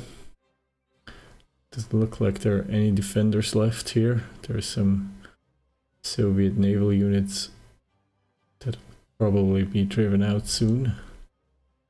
They don't have too many ports to run back to.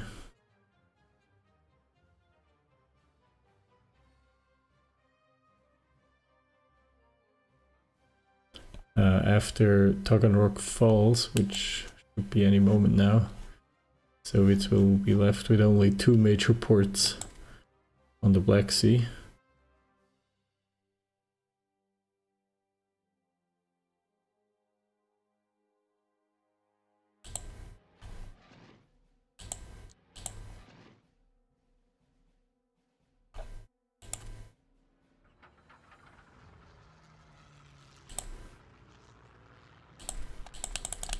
Let's do that for a week.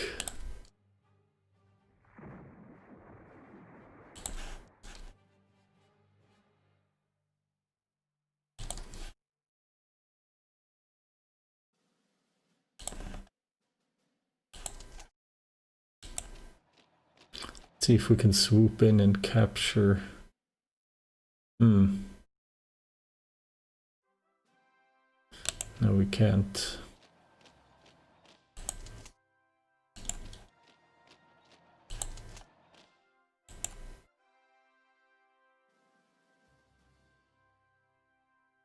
I was hoping that we can capture Rostov-on-Don, but I think we have to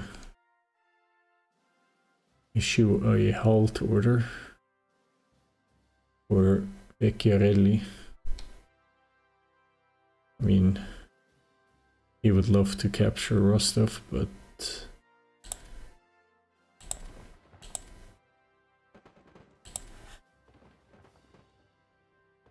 there are too many enemy divisions here. We'll cut off our supplies.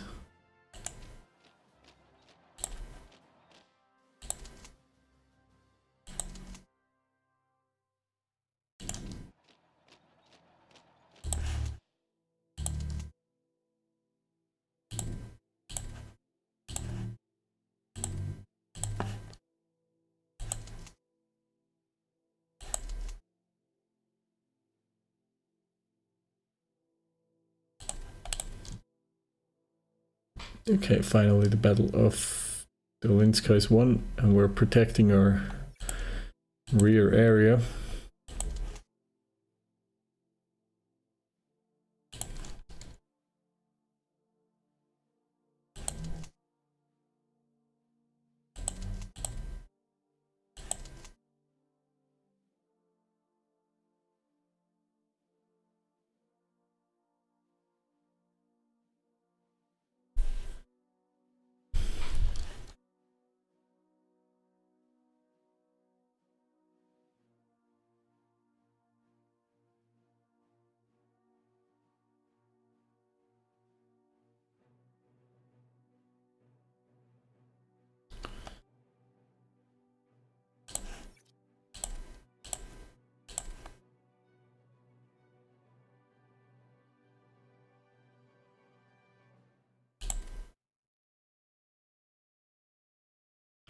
to check in on the Italian Africa army. I think we're retaking HoI3. I think it should be safe.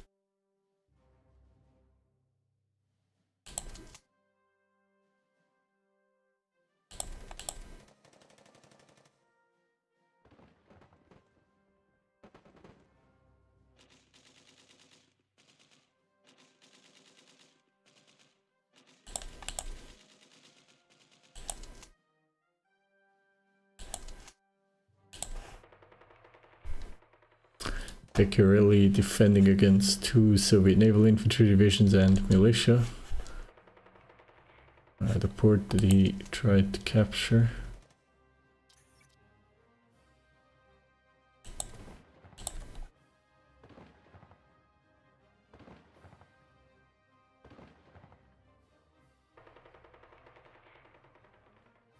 Well, if I had my marine infantry closer to the port, I could ship them in.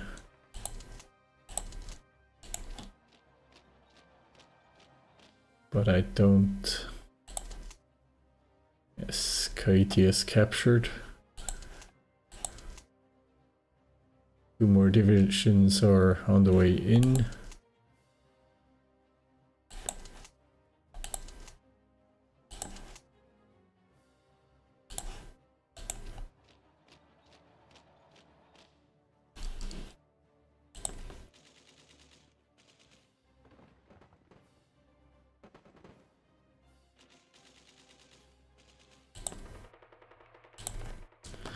There is immediately the next British attack.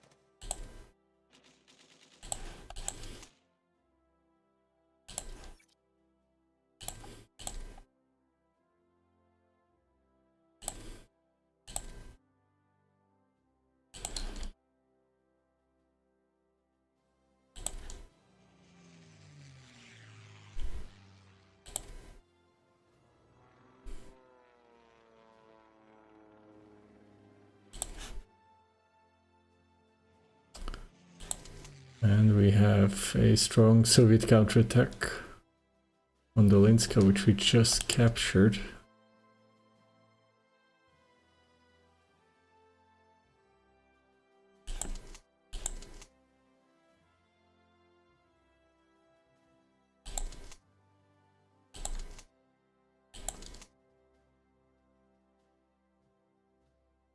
Yeah, I think we have to play it defensively here for the time being. I mean, we're causing a lot of problems for the Soviets. We're basically racing along the Black Sea coast and taking port after port from them. We're also in danger of overstretching.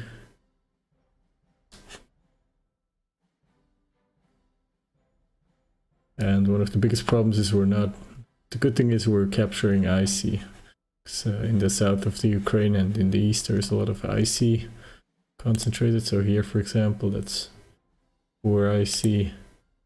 This is 5 IC in Dnipropetrovsk. In Kryvyi Rih, that's another 6 IC. Odessa is a lot of IC and port capacity. Sevastopol as well.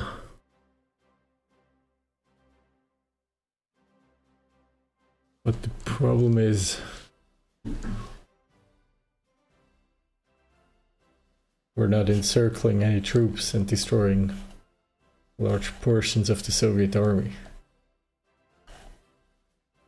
That is not really happening. At least I didn't see it.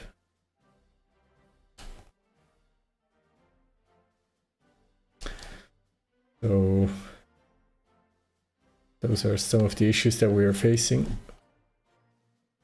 But we will deal with those issues and with these ones as well on the next stream. I'm going to have to take a break here.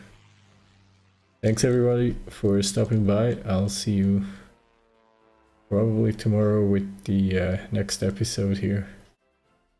Have a good night. Take care.